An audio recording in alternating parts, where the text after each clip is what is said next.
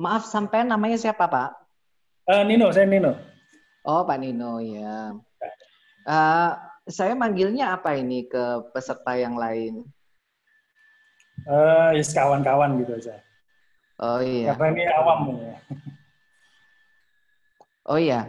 Jadi gini Pak Nino, terima kasih undangannya. Saya mau tanya, siapa yang narasumber lain siapa namanya? Bu siapa? Eh, Andina Ya, dan Bu Andinanya? Danto. Ah, Bu Andinanya ada? Ada, Bu Andina. Ada, Pak. Yang mana? Oh iya ya, halo Bu Andina. Satunya siapa? Mas Danto, Mas Danto. Yang mana? Orangnya mana? Mana Mas Mana Danto? orangnya? Tadi sudah keluar tadi. Lu karena wong ngono lho. Mana kata yang benar? Mana? Nggak ada orangnya. Ada sudah masuk. Mas Danto mana Mas Danto? Halo, Mas Danto. Halo, halo. Nah itu. Kelihatan. Mana? Ah, Oh itu. Michael ya. S. Ya. Rahadanto. Oke, halo Mas. Oke, dan semuanya, saya mau cerita terima kasih sekali udah diundang. Ini pertama kalinya saya jadi pembicara di media Zoom call. Tadi pertanyaannya apa sih ODP, PDP, dan sebagainya. Sekarang gini dulu.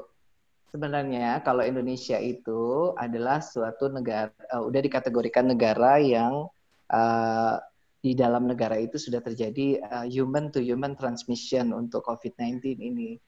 Jadi sudah jelas ada bukti, ada penyebaran antar sesama manusia.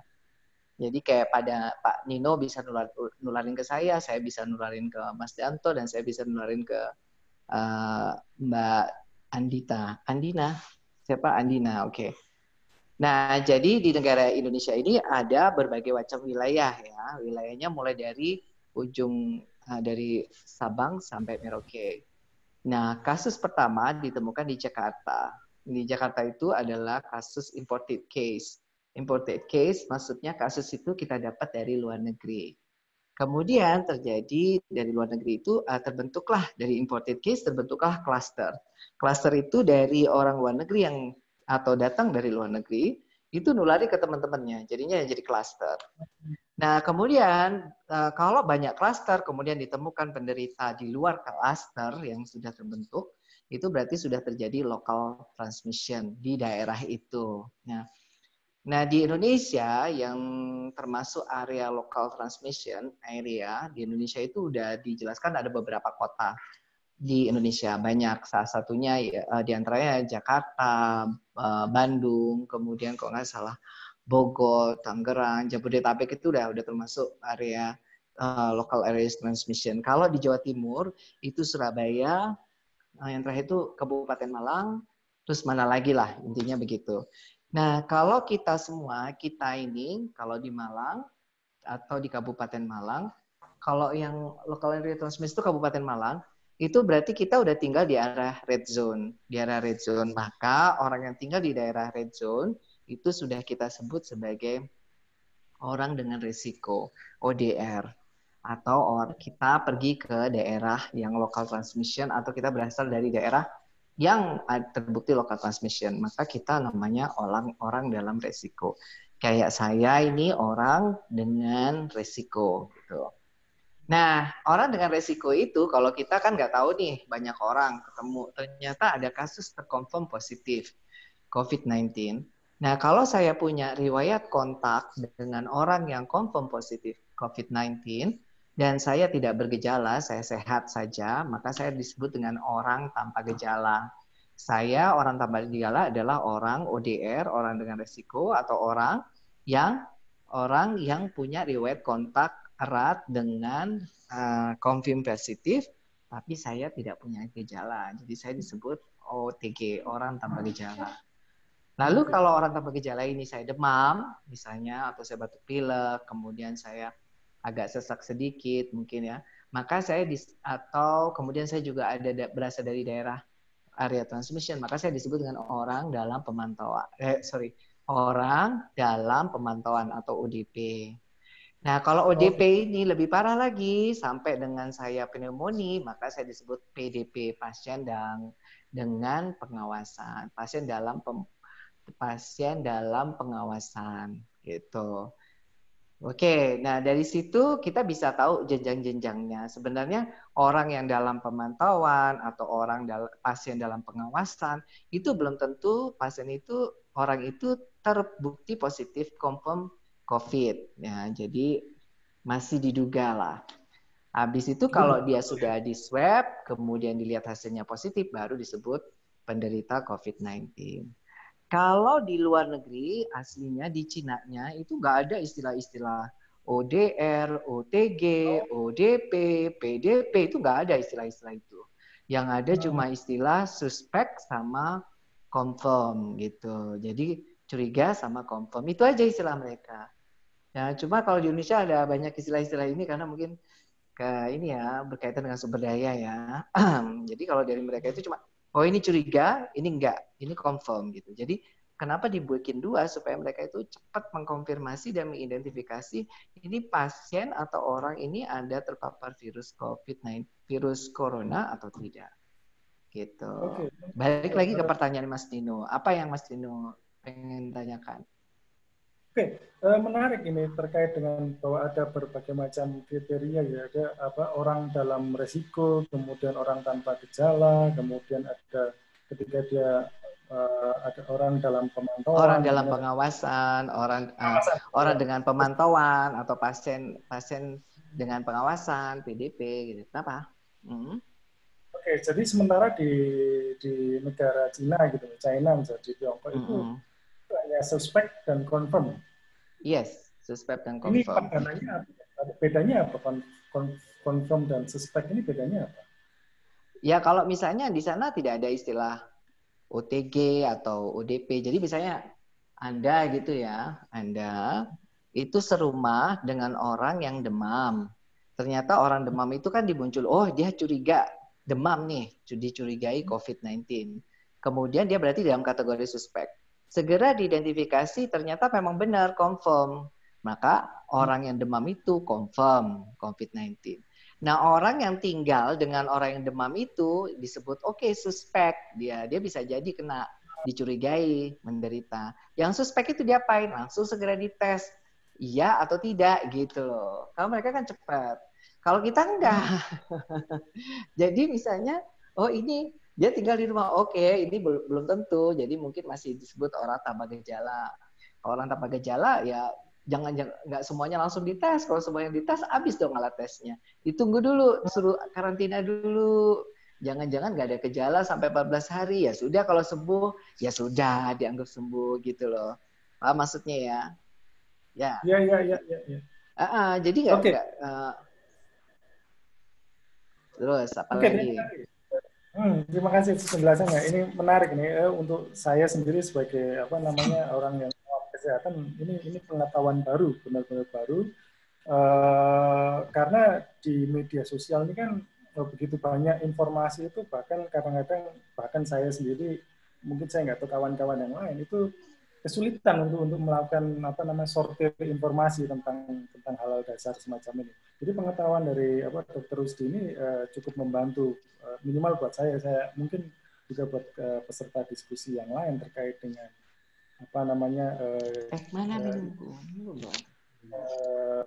macam kriteria ini ya.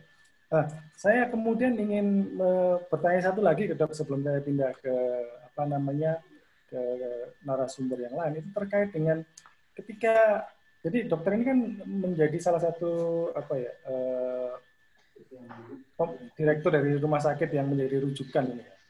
Nah, yang ingin ketika ada pasien datang, misalnya dia katakanlah sudah pasien ya, sudah PDP gitu ya misalnya ya, itu treatment macam apa yang kemudian dilakukan oleh pihak rumah sakit, maksudnya standar protokolnya semacam apa gitu, dan kemudian ketika misalnya dia benar-benar confirm positif, itu kemudian juga apa yang bisa dilakukan oleh pihak rumah sakit untuk mengantisipasi ini.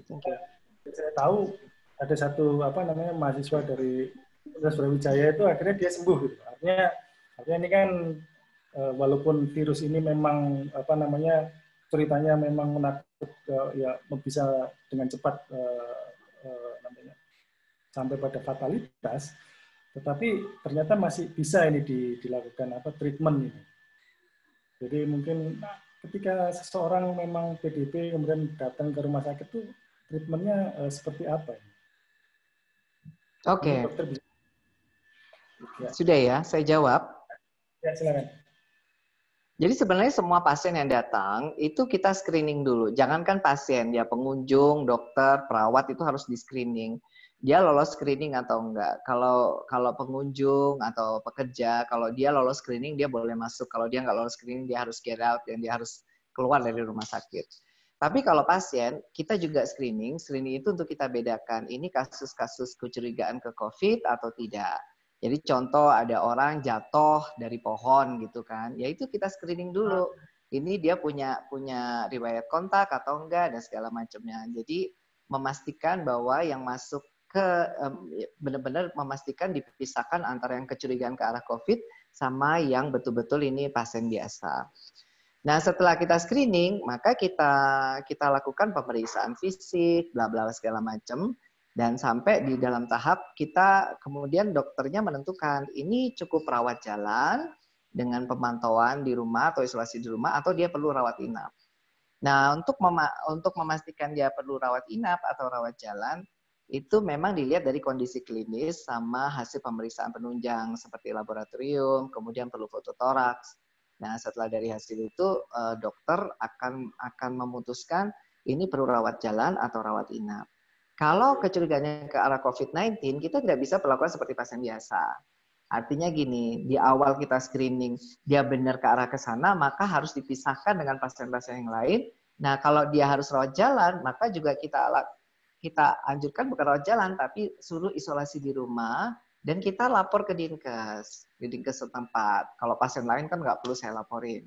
Harus lapor ke Dinkes setempat atau puskesmas setempat. Kalau ini ada pasien kejadian ke sana, jadi mereka juga di puskesmas di daerahnya juga akan membantu melakukan monitoring di pasien itu di rumah. Tapi kalau misalnya pasien ini perlu rawat inap, ya kita perlakukan seperti pasien rawat inap, tapi di ruangan khusus, namanya ruangan isolasi. Ruangan isolasi ini kita pisahkan dengan ruangan lain, dengan pasien lain, dengan harapan pasien ini kita harus segera konfirmasikan apakah dia betul-betul dia kena COVID-19 atau tidak. Gitu. Kecurigaan itu harus segera kita singkirkan. Jadi, nah setelah dia masuk ke rawat inap rumah sakit ya kita rawat sesuai dengan gejala simptomatisnya. Kalau dia batuk dikasih obat batuk, kalau dia demam kasih obat demam, mungkin perlu antibiotik kasih antibiotik, perlu infus perlu infus. Nah sambil itu kita juga cek. Biasanya kita cek rapid test. Nah, rapid test juga kita pilih-pilih karena jumlahnya terbatas ya. Jadi nggak semua pasien kita rapid test. Nah setelah rapid test, kalau positif kita lanjut ke swab. Tapi kalaupun negatif, tapi kita kalau klinisnya mendukung ke arah sana tetap kita swab. Kita swab itu masukin, ini kayak semacam aplikator gini ya, kelihatan? Nah, masukin ke hidung gini tuh, terus masukin ke korok, terus dia buang sputum. Ada 3 spesimen yang dikumpulkan. 3 spesimen yang dikumpulkan itu kemudian dikirim ke Surabaya, BPTKLPP Surabaya. Nah, sambil kita menunggu hasilnya datang. Nunggunya bisa lama, bisa 3 hari, bisa 7 hari, kadang kalau nggak beruntung bisa 10 hari. Nah, di situ nanti dijawab oleh mereka, ini positif atau ini negatif, begitu. Nah, saat perawatan di rumah sakit ya kita rawat sesuai dengan pengetahuan dokter yang bertanggung jawab untuk perawat pasiennya, gitu. Ya, terima kasih dok atas informasinya. Nah, saya coba beralih ke Mas Danto ini terkait dengan dari mental. Sudah Terima ya, kasih saya dok. sudah. Okay. Ya. Saya lanjut. Saya di mute, punya saya di mute. Oke. Ya. Ya. Oke, Mas Danto. Terima kasih Mas sudah bergabung dan mau menjadi narasumber kami. Saya ingin bertanya nih, dengan berbagai macam kecemasan atau sumber kecemasan yang kita hadapi saat ini, itu bagaimana kita mengelola kecemasan, karena dari pemahaman saya, setiap orang itu pasti punya bibit cemas, gitu. Artinya ya justru kalau nggak ada cemas itu malah aneh gitu. Nah, bagaimana kita mengelola kecemasan ya di tengah berbagai macam kekhawatiran ini? Mungkin Mas Danto bisa sharing sedikit pengalaman. Oke. Tes suara saya masuk ya, Pak Nino ya? Ya, masuk. Oke. Kecemasan itu kan suatu bentuk emosi ya, suatu bentuk afeksi, dan dia muncul sebagai respon respon kita dari dua hal, respon manusia dari dua hal. Yang pertama dari stimulusnya, dan yang kedua dari appraisal. Appraisal itu adalah pikiran kita sendiri, evaluasi kita, opini kita terhadap apa yang kita lihat itu. Jadi ketika kita mengatakan kita merasa cemas, yang sebetulnya terjadi adalah ada suatu emosi kecemasan yang sebetulnya muncul karena kita mengevaluasi sesuatu yang kita lihat atau yang kita dengar. Nah, cara termudah untuk mengelola kecemasan itu tentu saja adalah dengan memanipulasi dua hal yang menyebabkan kecemasan tadi. Memanipulasi stimulusnya atau memanipulasi appraisal kita terhadap stimulus itu. Ada cara-cara lain sebetulnya, tapi kalau yang paling ringkes dulu itu. Yang pertama, memanipulasi stimulus. Kalau misalnya dengan menonton berita-berita tentang corona seperti itu ya, ya dihentikan aja untuk sementara. Tuh. Contoh ya, saya ambil dari beberapa kasus yang ada. Kadang-kadang kita terlalu menjejali diri kita dengan berita-berita yang sebetulnya untuk kondisi atau konteks kita saat ini tidak kita perlukan. Contoh ini ya. Misalnya nih ada seseorang yang berkomentar pada saya misalnya, ini, kamu lihat ini, dia menunjukkan sosmed gitu ya, berita di ini, COVID sudah masuk ke Aljazair gitu ya, sudah masuk ke Afrika, padahal tadinya nggak ada di sana gitu. Ya saya tanya, kamu ada rencana ke Aljazair memangnya? Ya nggak ada, ya udah nggak usah dilihat kalau gitu, ya nggak perlu sampai segitu jauhnya.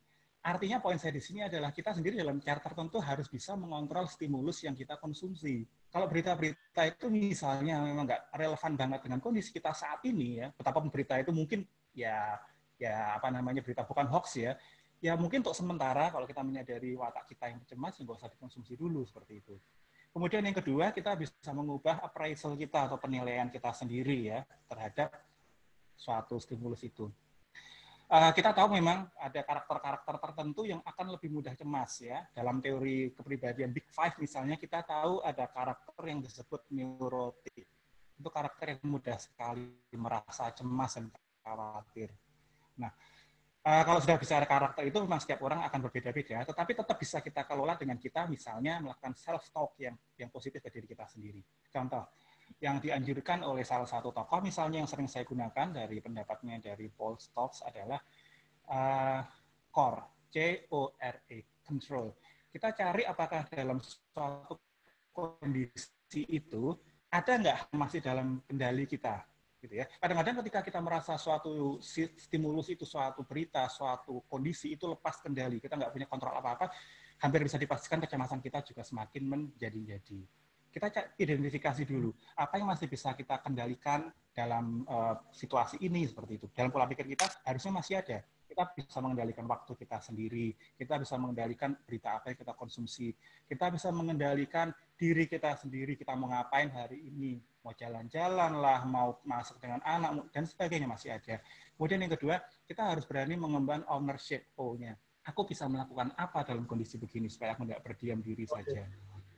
Kita bisa melakukan R dan E, reach and endurance. Kita bisa berpikir bahwa situasi ini seberat apapun, toh tidak akan selama-lamanya. Saya melakukan ini juga ketika di awal-awal COVID mulai masuk ke Indonesia, saya sengaja membaca berita-berita tentang gimana wabah dalam sejarah, termasuk yang paling terkenal misalnya kita tahu adalah wabah Black Death ya di Eropa. Ternyata dalam kondisi yang sedemikian parah itu pun wabah itu selesai juga. Artinya tidak ada wabah yang tidak akan selesai. ketika kita mengingat bahwa segala kondisi yang seberat apapun itu ada akhirnya, ada endingnya, kita sendiri juga akan lebih punya harapan. Itu kan dikatakan Lazarus seperti itu. Nah, jadi dengan memanipulasi stimulus yang kita konsumsi dan dengan memanipulasi appraisal kita atau penilaian kita terhadap stimulus itu, stres kita atau kecemasan kita ya, itu akan lebih bisa kita kelola. Dan tentu akan lebih baik lagi ya kalau kita mengelolanya dengan cara melibatkan dukungan sosial, kita curhat ke orang lain, dengan melibatkan aktivitas fisik, kita berolahraga, kecemasan itu harusnya ya akan semakin bisa terkontrol. Begitu Pak Nino. Oke, jadi pada intinya apa namanya yang ingin disampaikan adalah tetap aktif gitu ya. Artinya tidak kemudian menganggap bahwa dunia ini akan kiamat kayak gitu ya. Artinya kita harus berpikiran positif, tetap melakukan aktivitas-aktivitas yang apa yang ya seperti biasa, tetap fokus, kemudian juga apa dan mulai apa kalau misalnya ada stimulus yang apa namanya kira-kira mengganggu kita, lebih baik kita hindari dulu, kira-kira gitulah ya. Nah, saya coba ingin, kalau misalnya, saya nggak tahu sih, mungkin saya tadi lupa bertanya kepada Pak Dr. Rusdi, terkait dengan apa pendampingan mental bagi mereka yang apa namanya memang benar-benar apa mengalami ini gitu. Artinya kita kan nggak tahu nih dengan viralnya virus ini kan kita nggak tahu kapan kita misalnya ya nggak tahu. Saya tidak berharap, tapi ada kemungkinan yang sangat besar gitu. Nah, ketika misalnya kita berada dalam posisi sebagai orang yang terpapar, gitu, kira-kira bagaimana kita kemudian bisa mengelola itu?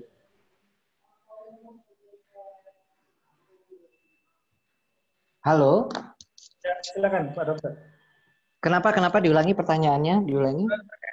Pendampingan mental buat mereka yang ya apa namanya suspek ataupun mungkin bahkan confirm. Itu gimana dok? Ada pendampingan, jadi dokter ngomong pendampingannya kan bagi dokter yang medis ya, ada tentang pendampingan mental. Kadang-kadang kan ada orang yang tidak terima gitu, saya kok terima, akhirnya kemudian dia justru memunculkan apa perilaku-perilaku yang di luar kebiasaan. Gitu. Oke, sebentar. Jo, tutupin lawangnya, Jo.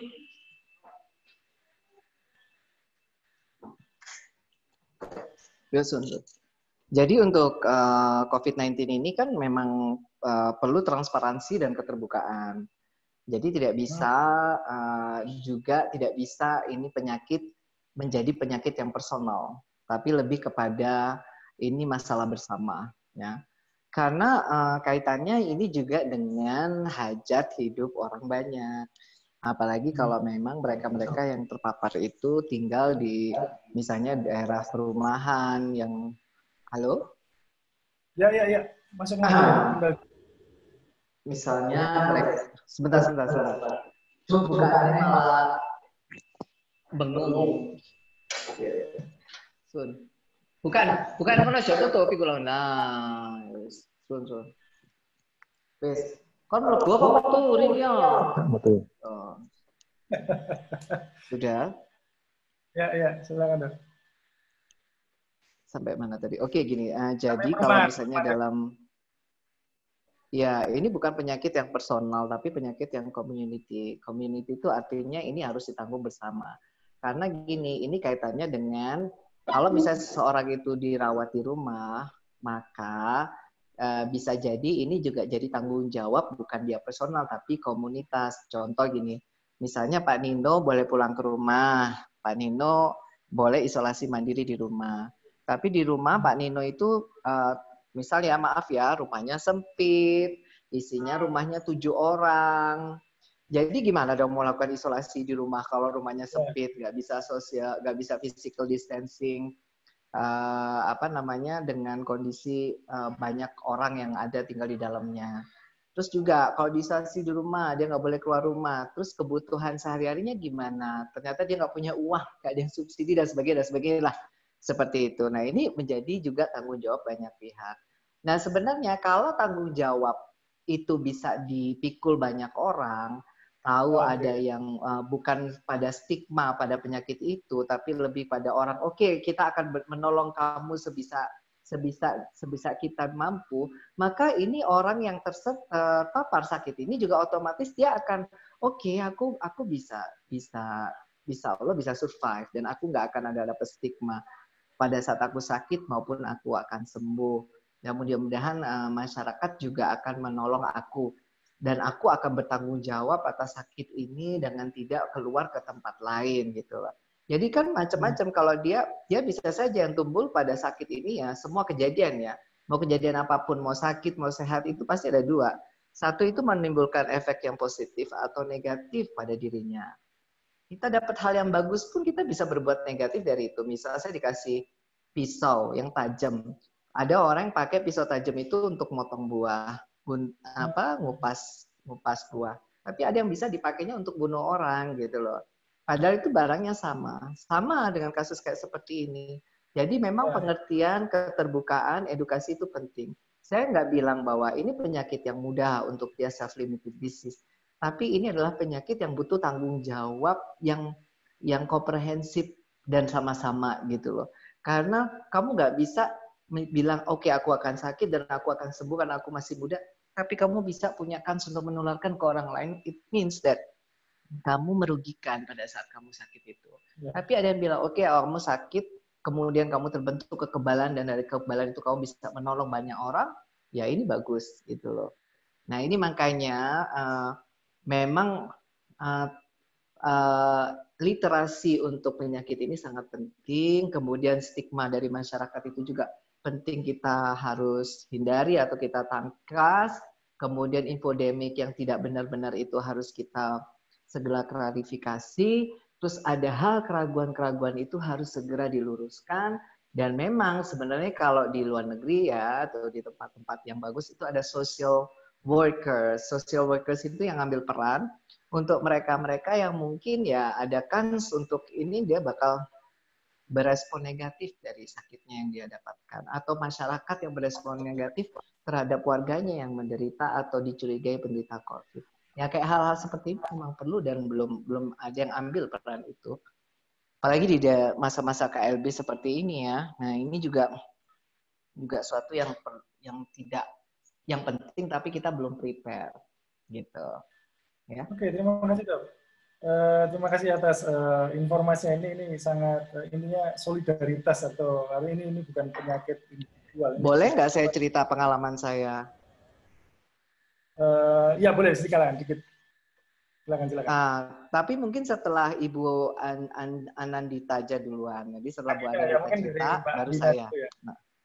Dari saya cerita, nanti biar mungkin Bapak Denada sama Ibu Dita itu bisa nanti mungkin nimbrung dari ini loh masalah yang terjadi real di masyarakat itu seperti ini. Dari situ mungkin bisa dibaca karena kecemasannya itu bukan kecemasan perorangan, tapi udah kecemasan secara komunitas gitu. Ya.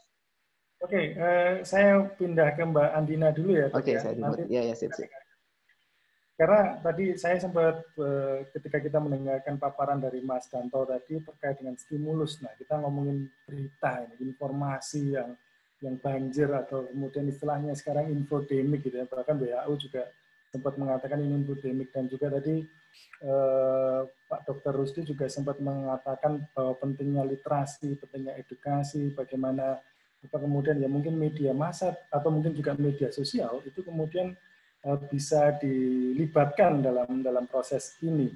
Jadi media, saya ingin bertanya kepada Mbak Andina terkait dengan bagaimana kondisi media sosial kita saat ini terkait dengan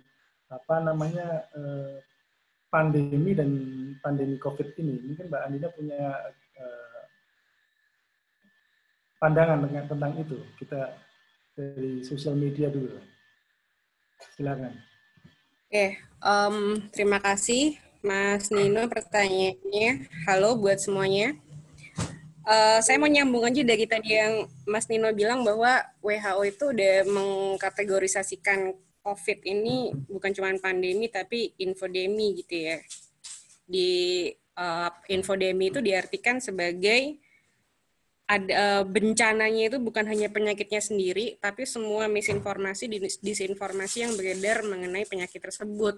Nah, ini kondisinya agak unik dibandingin pandemi-pandemi sebelumnya, karena di pandemi-pandemi sebelumnya kita nggak seramai ini media sosialnya, gitu ya. Jadi, corona ini emang bakal jadi lesson learn baru bagi kita bagaimana mengelola informasi baik sebagai konsumen maupun sebagai produsen informasi. Saya mau sharing 2 hal Mas Nino yang tertarik mengenai media sosial. Yang pertama, misinformasi yang beredar itu bukan cuman kita sebel menerima informasi yang salah gitu ya, tetapi juga bisa ditindaklanjuti. Kayak di Inggris, mungkin teman-teman pernah dengar ya. Jadi sekarang di Inggris itu banyak warga yang menghancurkan tower-tower 5G. Gara-garanya mereka ngikutin teori konspirasi yang beredar di media sosial. Dan teori konspirasi ini bukan yang ngangkat bukan akun ece-ece gitu ya, tapi selebriti, kemudian ada pejabat pemerintah. Mereka bilang bahwa corona ini salah satu penyebabnya adalah ditularkan melalui jaringan 5G. Nah, bagi kita mungkin ini nggak masuk akal gitu ya, apaan sih gitu. Tapi ternyata info dini seperti ini membuat orang berperilaku, mereka menindaklanjuti misinformasi yang mereka dengar dengan cara menghancurkan atau membakar tower-tower 5G kayak gitu. Dan kita masih punya banyak contoh-contoh lain. Yang kedua, media sosial itu efeknya bisa menduplikasi perilaku yang di-share secara online itu di offline. Misalnya gini, ada orang-orang yang nge-share bahwa mereka tetap berpesta, tetap beraktivitas seperti biasa. Nah, ini akan menimbulkan mental, oh iya ya, nggak apa-apa kok, ternyata kalau orang lain melakukannya berarti aku juga bisa. Jadi ada, saya menyebutnya semacam perilaku kolektif yang ditularkan lewat posting-posting media sosial. Itu berbahayanya ketika orang meniru apa yang mereka tadinya tidak lakukan, tapi mereka lihat di media sosial orang lain melakukan, akhirnya mereka jadi mewajarkan atau menormalkan perilaku itu. Dan itu bisa macam-macam, Mas. Bisa tetap beraktivitas, bisa menumpuk bahan makanan, bisa menumpuk masker, hand sanitizer. Jadi ketika kita tadinya kondisi kita sebetulnya biasa-biasa aja, tapi kita melihat orang lain melakukannya, akhirnya kita mau ikutan juga seperti itu. Lalu yang fenomena berikutnya di media sosial, saya menyebutnya istilah baru yang dipakai oleh orang-orang itu adalah doom surfing. Doom surfing itu adalah kita tidak mampu melepaskan diri dari media sosial, saking kita kepengen taunya update mengenai coronavirus ini. Masalahnya, algoritma media sosial itu bekerja dengan cara tidak mengikuti suasana hati kita. Algoritma media sosial itu akan memberi kita informasi sesuai dengan yang kita search, yang kita browse, yang kita buka sebelumnya. Jadi nyambung dari omongannya Mas Danto tadi, bisa gila gitu Mas, kita takut nih sama coronavirus, kemudian kita surfing terus, kita browsing terus, dan algoritma itu kasih makan ketakutan kita, sehingga pada akhirnya kita malah semakin berada di kondisi psikis itu yang kurang baik gitu ya. Lalu, tapi saya juga mau sharing bahwa beberapa platform media sosial yang besar seperti Facebook, Twitter, dan juga platform joget-joget yang lagi terkenal, itu ya, TikTok, mereka itu rame-rame mengeluarkan regulasi. Jadi konten-konten dengan hashtag tertentu, konten-konten dengan muatan yang salah mengenai corona itu di take down. Seperti itu. Dan mungkin mengikuti para raksasa platform media sosial itu, kitanya juga harus punya filter gitu ya. Ada waktunya kapan kita off dari media sosial, kapan waktunya kita mulai mencari informasi dan mengenali lembaga-lembaga yang kira-kira kredibel untuk kita ambil informasinya. Gitu kira-kira Mas Nino. Oke, menarik. Saya ada satu pertanyaan sih terkait dengan mesin algoritma media sosial ini. Ini juga salah satu yang tidak disadari oleh awam ya, bahwa media sosial itu memiliki mesin algoritmanya, sehingga kemudian timeline itu atau lini masa itu akan di feed terus dengan dengan berita-berita atau informasi yang sebenarnya tidak kita harapkan, tapi itu dari sejarah kita. Nah, kemudian algoritma itu atau perusahaan media sosial itu berusaha mensensor. Nah, ini bagaimana nih? Artinya kan kalau kita ngomong media sosial ini kan misinya adalah anti censorship gitu. Tapi ternyata dalam kondisi yang semacam ini censorship juga masih dibutuhkan. Nah, ini gimana nih? Sebenarnya mungkin kita nyebutnya nggak censorship kali ya, Mas, moderasi kali ya, lebih tepat itu moderasi konten. Jadi sebenarnya di dalam wacana platform media sosial yang besar, moderasi konten tuh udah menjadi isu yang kita tuh udah perlu banget. Saya kasih contoh di luar isu corona ya.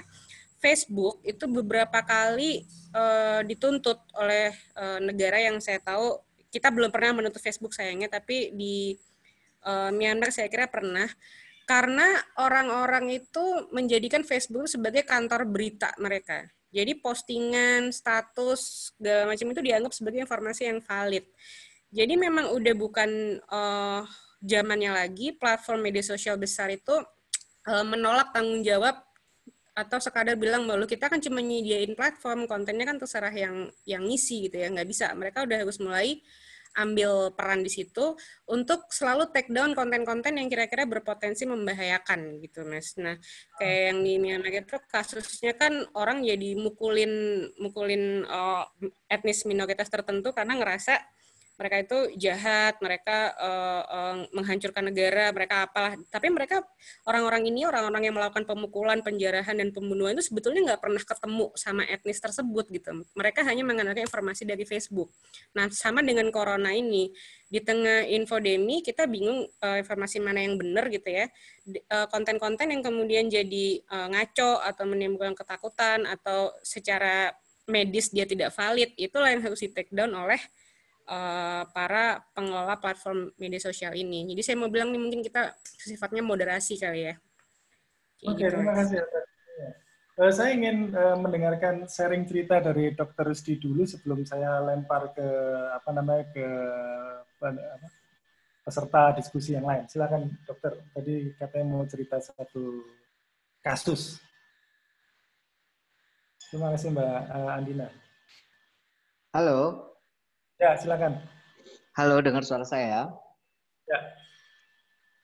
Dengar suara saya? Ya, jelas. Suaranya jelas.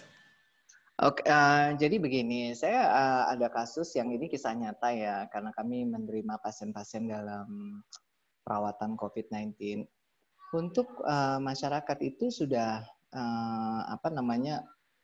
stigma terhadap sakit ini cukup besar karena masyarakat memang banyak yang menolak. Contohnya ada pasien-pasien yang kondisi bagus tapi boleh pulang, tapi dia belum confirm positif gitu ya. Itu masyarakatnya menolak gitu loh. Jadi nggak boleh dibawa pulang. Jadi harus stay di rumah sakit.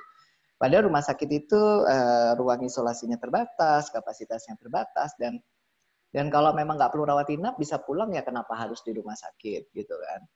Nah jadi betul-betul sampai pada satu titik di mana saya sebagai direktur pun harus turun ke lapangan, menemui kepala dusun, ke warganya untuk menjelaskan bahwa ini begini begitu, karena yang pasiennya pun mau pulang, sampai pasiennya itu ngotot kalau saya nggak boleh dipulangkan, saya akan kabur dan naik Grab gitu, bayangin seperti itu. Sedangkan kita kan rumah sakit nggak mungkin mengunci pasien ya, seperti di rumah sakit Persahabatan aja ada pasien yang kabur. Nah sampai akhirnya masyarakat setelah dijelasin segala sesuatunya, akhirnya mereka mau menerima dan pasien itu bisa pulang. Karena hal-hal yang seperti ini memang tidak dibicarakan dan tidak dipersiapkan di awal. Termasuk kasus juga waktu saya harus menguburkan pasien yang curiga COVID-19 ini juga kita bikin repot. Karena kita membutuhkan suatu koordinasi lintas sektoral di mana kami harus menyiapkan kain kafannya, memandikan dengan benar, belum lagi petinya, dan kemudian siapa yang menguburkan, itu kan kita juga harus koordinasi. Nah kalau udah dalam satu titik masyarakat itu tidak ikut berperan, maka ya ini itu akan menjadi sulit. Kita tidak bisa nyimpen mayat dalam waktu lebih dari 4 jam. Kalau dengan kondisi seperti ini ya, COVID-19 harus segera dikubur, harus segera dibersihkan dan disinfektankan. Seperti itu. Nah, jadi saya pernah satu lagi kasus bahkan ada juga yang dikatakan, oh ibu termasuk kategori PDP bab anaknya. Itu emosi gitu loh. Mereka menanggapinya dengan emosi dan marah. Sehingga akhirnya kalau kita kasih tahu ini tuh mereka buang muka, mereka kita kasih aturan itu nggak mau karena memang sulit. Contoh kalau ada pasien anak gitu ya, dirawat di rumah sakit, kita curiga COVID-19. Maka yang nunggu hanya boleh 1 orang dan hanya boleh 1 orang itu dan nggak boleh keluar-keluar dari tempat itu. Jadi betul-betul tinggal stay sampai anaknya pulang. Nah, jadi nggak bisa istilahnya ibunya turun dulu beli apa atau ibunya berangkat kemana terus balik lagi ke rumah sakit terus gantian sama suaminya, itu nggak bisa kayak gitu. Ada juga pasien yang harusnya rawat inap tapi mereka menolak karena dia minta bahwa saya mau rawat inap tapi harus boleh ada pembantu di dalamnya yang tidur bersama dia. Kan nggak bisa gitu. Jadi bisa nulari dong ke pembantunya. Jadi ya kayak kondisi-kondisi kayak gini, ini adalah contoh. Sedangkan kita juga bingung, ini pasien kalau minta pulang nggak mau dirawat inap, apakah dia betul-betul komitmen dia isolasi secara mandiri, siapakah yang memonitoring, ataukah siapa yang mempertanggungjawabkan perbuatan orang ini. Beda kalau sakit-sakit lain, dia menolak dirawat, dia tinggal tanda tangan dan oke, silakan pulang asal Anda tanda tangan, terserah di rumah Anda mau ngapain, kita nggak peduli. Tapi ada semacam tanggung jawab moral pada kita, dari kita. Itu yang berat. Nah, makanya kalau misalnya semua orang itu kerjasama dengan bagus, hal-hal seperti ini nggak semuanya jadi beban rumah sakit. Gitu loh. Betul. Rumah sakit itu belum lagi sekarang ini juga memang kayak masyarakat, kayak pengunjung itu meskipun dikasih pengumuman berulang-ulang, tidak boleh merekam, tidak boleh motret, kadang itu juga secara terang-terangan atau nggak sengaja itu kadang videoin kita yang pakai baju astronot atau lagi nolong ini, sehingga dia juga akhirnya yang disebarkan adalah berupa teror gitu. Kamu bisa kayak gini. Sebenarnya saya lebih suka kepada kita edukasi, kamu saling menjaga, yang dibangun adalah positivity gitu, bukan terornya. Karena kalau kamu sampaikan terornya, takutnya yang penderitanya adalah kamu hujat dan kamu hukum gitu loh. Karena kamu adalah orang yang nakal. Kalau tidak seperti itu gitu loh. Anyone can get infected by this virus. Meskipun orang seperti apapun, kita tidak ada yang imun terhadap virus ini. Nah ini saya sukanya kalau kita itu mengedukasi adalah membangun positivity ya. Kepositifan, kemudian kecerdasan dan literasi yang bagus, sehingga tanggung jawabnya itu kita melakukannya secara happy dan senang hati. Meskipun kita misalkan harus diisolasi, harus PSBB, harus apapun istilahnya sampai harus di lockdown, kita melakukannya dengan tanggung jawab yang sepenuh hati dan hati yang riang gembira. Tapi kalau yang disebarluaskan adalah teror, hal negatif, yang mana konten-konten itu lebih cepat menyebarnya daripada positivity, yang inilah juga yang membentuk stigma masyarakat itu sendiri. Nah, sebenarnya saya juga kurang suka kalau kita melawan hal-hal yang keliru di masyarakat itu dengan juga memberikan punishment atau shaming dan blaming yang berlebihan. Adanya penolakan masyarakat terhadap jenazah COVID itu adalah karena ketidaktahuan masyarakat dan ketidakmengertian masyarakat. Kalau orang tidak mengerti, tidak tahu, berarti perbuatannya tidak bisa kita anggap sebagai suatu kriminalitas. Coba kalau saya dihukum atas suatu perbuatan yang saya tidak tahu, apakah tindakan saya itu membahayakan orang lain atau itu menyinggung perasaan orang lain. Tapi kalau saya melakukannya karena saya komit dan sengaja pada saya sudah dikasih tahu, maka saya adalah orang yang kriminal, gitu loh. Ngerti maksudnya ya? Saya tidak bisa dihukum kalau saya melanggar lampu merah. Meskipun saya melanggar lampu merah, kalau saya itu ternyata buta warna dan tidak tahu lampu warna merah itu harusnya berhenti, saya nggak mungkin bisa dihukum seperti itu. Nah inilah saya bilang yang cerita-cerita yang saya sampaikan. Terima kasih.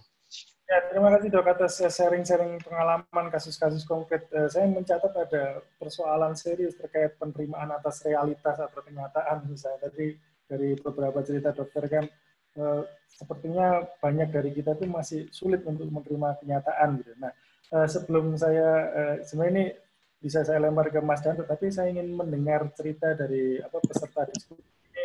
Ada yang dari Jogja, ada yang dari Jakarta, ada yang dari Medan, ada yang dari Surabaya, ada di Malang juga. Nah, saya ingin mendengarkan cerita dari peserta diskusi yang lain terkait dengan mungkin pengalaman di tempatnya atau di mana gitu terkait dengan kasus ini. Mungkin bisa ada fasilitas raise hand atau mungkin bisa chat di sini siapa gitu. Anda bisa unmute Anda sendiri. Silakan kalau ingin bersuara atau ingin bercerita atau bertanya kepada narasumber yang ada. Silakan.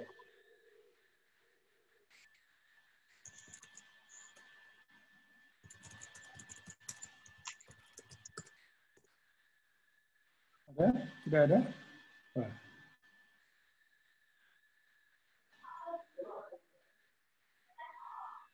Oke, kalau masih belum ada, mungkin bisa disimpan dulu. Saya ingin bertanya kepada Mas Danto dulu terkait dengan tadi kan yang disampaikan oleh Pak Dokter tadi kan terkait dengan menerima kenyataan itu dan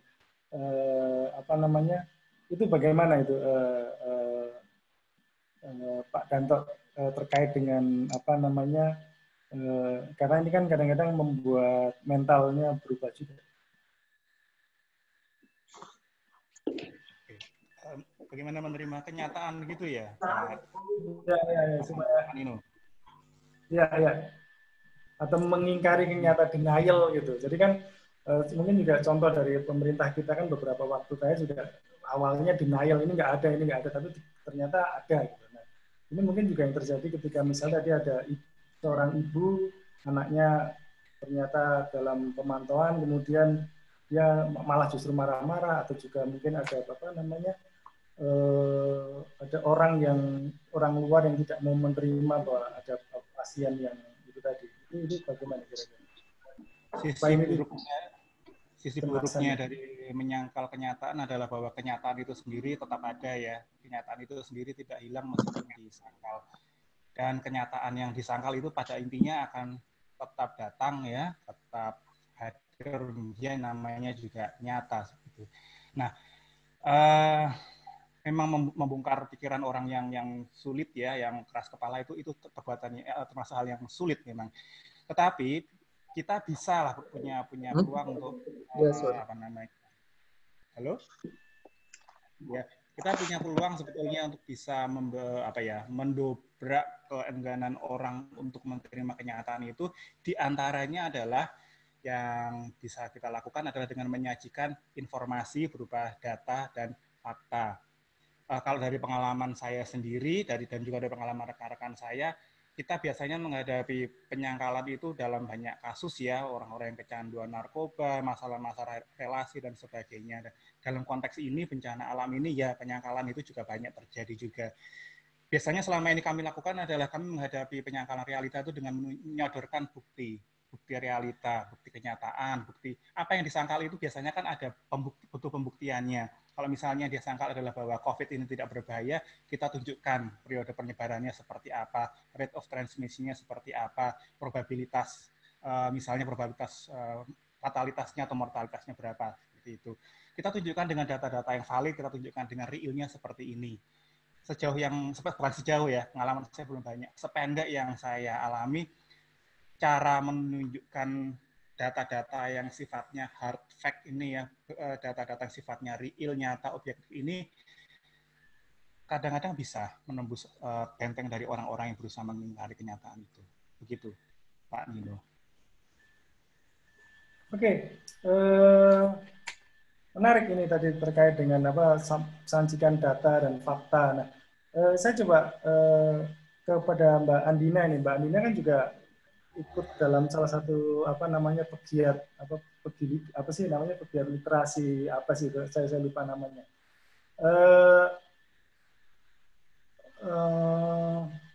Oke, sebelum itu ini ada satu pertanyaan, silakan saya buka dulu dari Wendra Tamang, Mas Wendra, mungkin bisa menyuarakan daripada supaya terdengar dengan yang lain. Silakan Mas. Terima kasih Mas Nino. Itu tadi sebenarnya sudah saya ketik sih di situ. Apa-apa, sekarang disampaikan aja biar. Oh ya.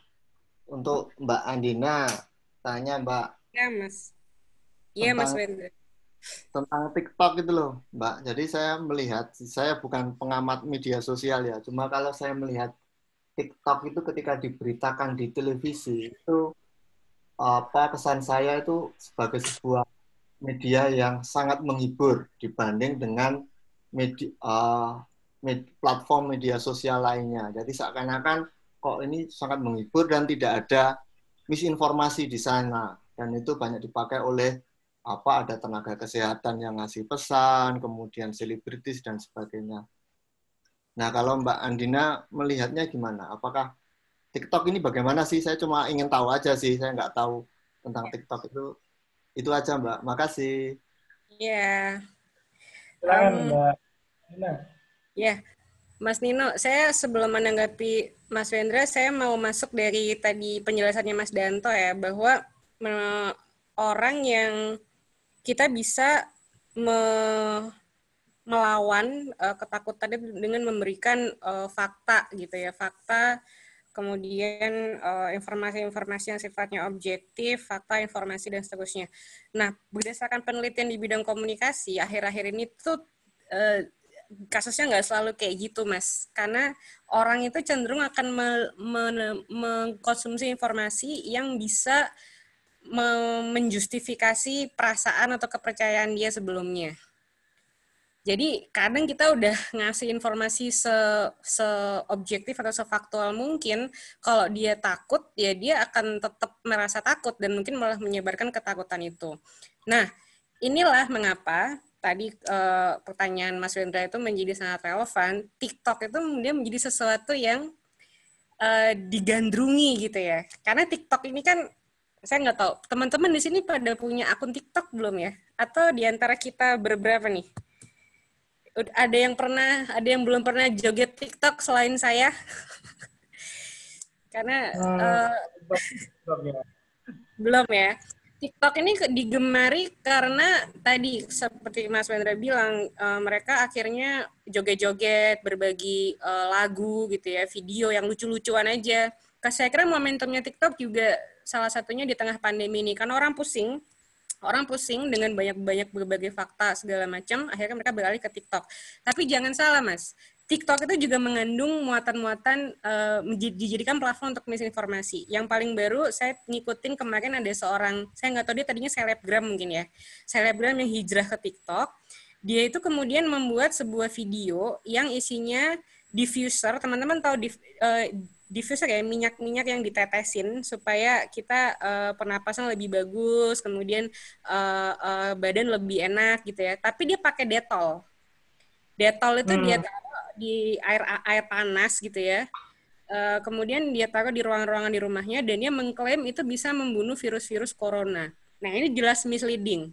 Karena saya nggak punya TikTok, saya nggak tahu gimana tanggapan teman-teman di TikTok ya, tapi di Twitter itu kemudian dipindah dan dimaki-maki gitu oleh netizen. Nah, kemudian ini juga yang mendorong TikTok sendiri, teman-teman bisa lihat ada pengumumannya, TikTok itu juga secara aktif mereka men-take down konten-konten yang kira-kira sifatnya misinformasi. Jadi untuk menjawab pertanyaan Mas Wendra tadi, di platform yang sebatas joget-joget doang, itu kita juga tetap bisa dalam tanda kutip kecolongan adanya misinformasi terkait pandemi ini. Gitu, Mas. Oke, ada dua pertanyaan. Tadi Mbak Nusul sudah menulis, tapi saya akan minta dia menyampaikan lewat audio supaya lebih jelas. Dan ada satu Bu Erlin tadi ya. Nanti setelah Mbak Nusul mungkin bisa sampaikan setelah ini. Silakan Mbak Nusul untuk menyampaikan lewat audio saja apa yang ingin ditanyakan. Oke, di sini saya ingin menanyakan, pendampingan mental itu sebenarnya cuma untuk mereka yang dinyatakan suspek dan positif aja, atau sebenarnya masyarakat di sekitar itu juga perlu mendapatkan, mungkin belum sampai pendampingan mental ya, tapi apa sih yang harus dilakukan oleh mereka? Karena konteks di Jogja ini, ketika kemarin jadi ceritanya gini, ada yang sudah periksa, dia itu udah positif atau belum, tapi hasilnya itu keluarnya lama, ada 1 minggu lebih gitu, dan dia dinyatakan boleh pulang dulu sembari menunggu hasilnya. Nah, tiba-tiba malamnya itu dijemput oleh ambulans. Nah, seketika warga di sekitar itu langsung heboh dan mereka malah mendatangi lokasi tersebut. Nah, besoknya portal jalan itu langsung diblokir. Jadi, apakah itu adalah hal yang tepat yang dilakukan oleh masyarakat? Saya tidak tahu ya di konteks di luar Jogja itu seperti apa. Tapi yang ada di sini justru menimbulkan kerumunan baru gitu. Nah, lalu pertanyaan kedua, sebenarnya kecemasan ini perlu nggak sih? Sebatas apa kecemasan ini perlu dipelihara? Karena menurut saya ketika virus ini sudah lama, terjadi lama berbulan-bulan gitu dan nggak ada perubahan yang dirasakan oleh mereka, terutama sektor informal, kekhawatiran dan kecemasan itu lama-lama pudar. Dan akhirnya mereka merasa, kalau aku kayak gini terus nanti aku makan apa? Jadi aku harus kembali lagi ke kehidupan dia seperti semula. Mungkin dia keluar lagi dari rumah, mencari makan lagi gitulah. Jadi dari dua hal itu kira-kira apa yang bisa kita lakukan? Terima kasih. Terima kasih Mbak Nutsu. Ini dari Jogja ada laporan menarik. Jadi ada orang datang, dia sebenarnya ingin bermaksud baik, tapi ternyata ketika ambulans menyebut dia justru bukan orang menyendiri, tapi justru berkumpul gitu. Nah, ini bagaimana kita bisa menyikapi terkait juga dengan kondisi yang ke depan.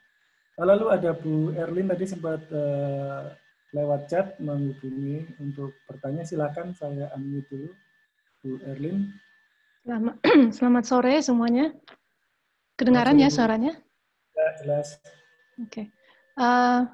Saya sebenarnya ingin bertanya dan sekalian sharing juga. Pertanyaan saya lebih ke mungkin bertanya ke teman-teman pembicara.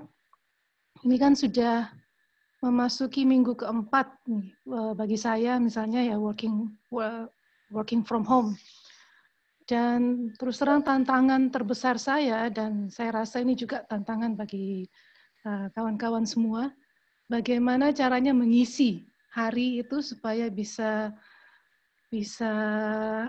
efektif, kita bisa merasa ya sedikit puas lah gitu, dan menguatkan sehingga bisa terus menjalankan supaya mengurangi juga keinginan untuk keluar rumah. Karena tantangan bagi saya itu terus terang yang terbesar adalah bagaimana menangani keinginan untuk keluar rumah, mencari-cari alasan gitu kan untuk keluar rumah. Nah, kalau saya bisa sharing sedikit, yang saya lakukan tuh sampai kadang-kadang membuat semacam kayak misi.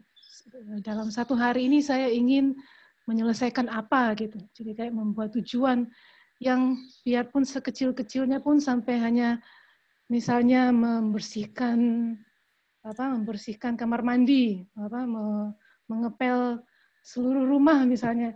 Tapi intinya ada sesuatu yang saya tahu sejak saya bangun, sesudah selesai sarapan dan sebagainya, ada tujuan untuk saya menjalankan seharian itu daripada akhirnya terjebak di dalam ketidaktahuan dan ketidakjelasan, dan itu kadang-kadang lama-lama bisa secara mental, secara psikologis menurut saya juga bisa menjadi sesuatu yang negatif. Sehingga mungkin dalam hal ini misalnya bukan cuma dari Pak Danto aja, tapi mungkin dari Bu Andina juga, atau dari Dr. Rusdi tadi, pembicara, atau mungkin juga Mas Nino sendiri.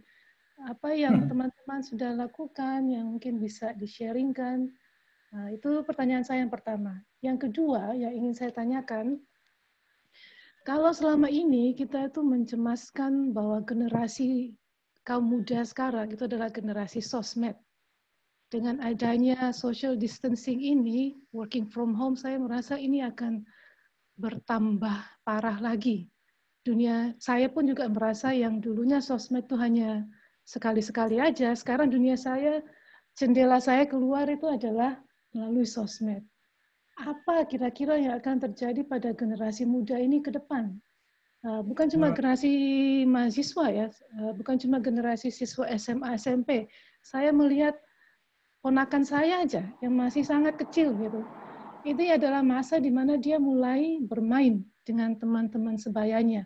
Mungkin kelompok bermain lah atau apa gitu. Ini terkurung terus di rumah.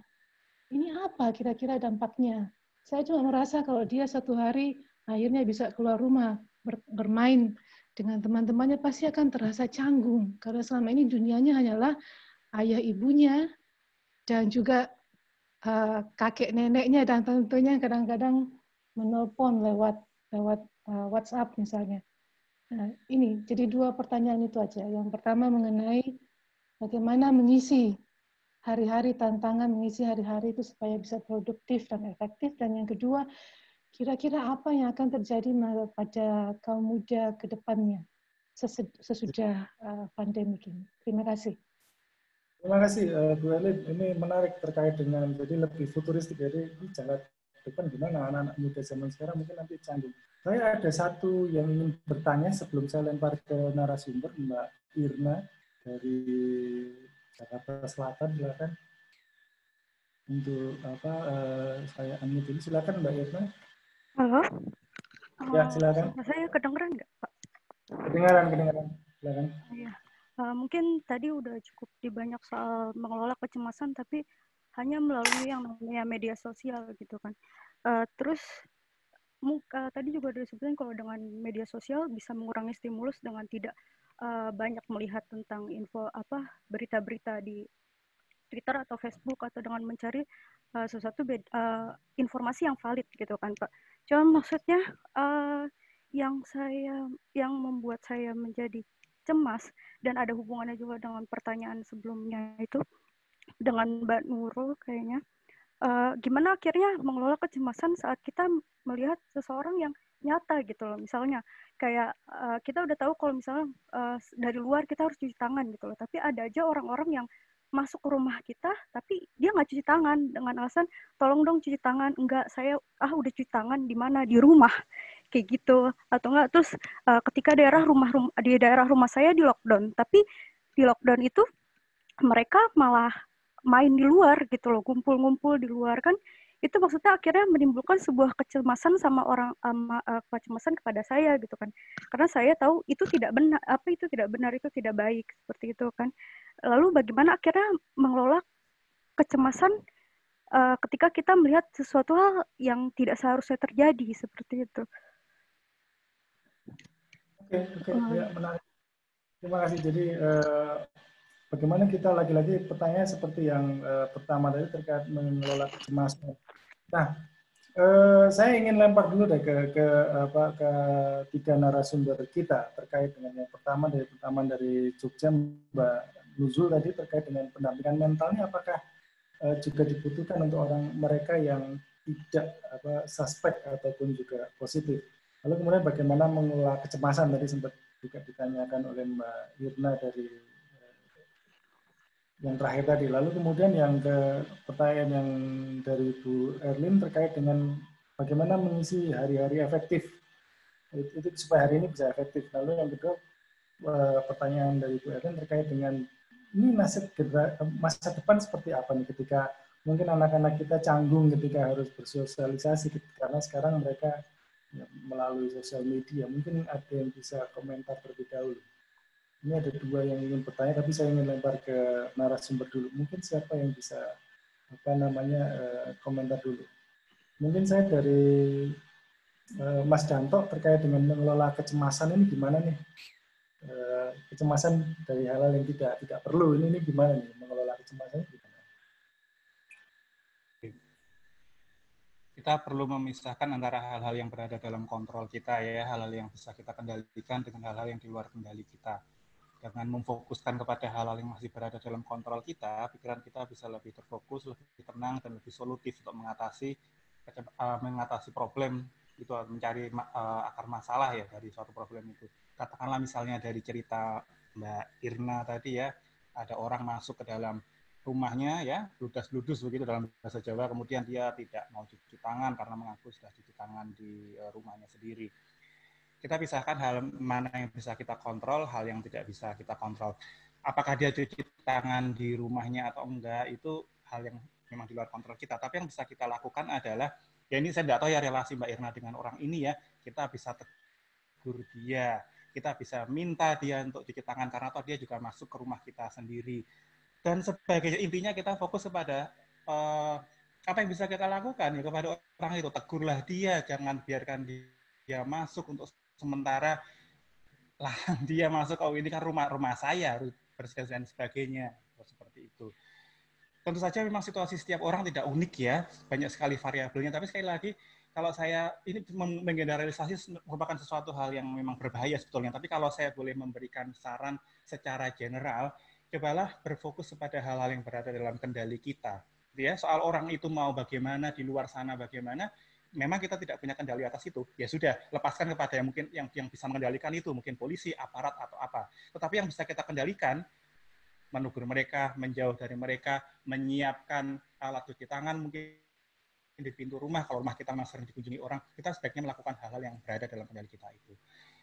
Kemudian kalau dalam upaya untuk mengatasi kebosanan ya, seperti yang tadi disampaikan dan juga di-sharingkan Bu Erlin tadi, saya pribadi menerapkan ini kepada diri saya sendiri. Saya sebelumnya banyak membaca bahwa dalam kondisi-kondisi karantina atau isolasi, sangat disarankan apabila kita mencoba untuk buat jadwal atau rutinitas ya yang fix, yang dapat mungkin bisa kita ikuti sehari-hari seperti itu.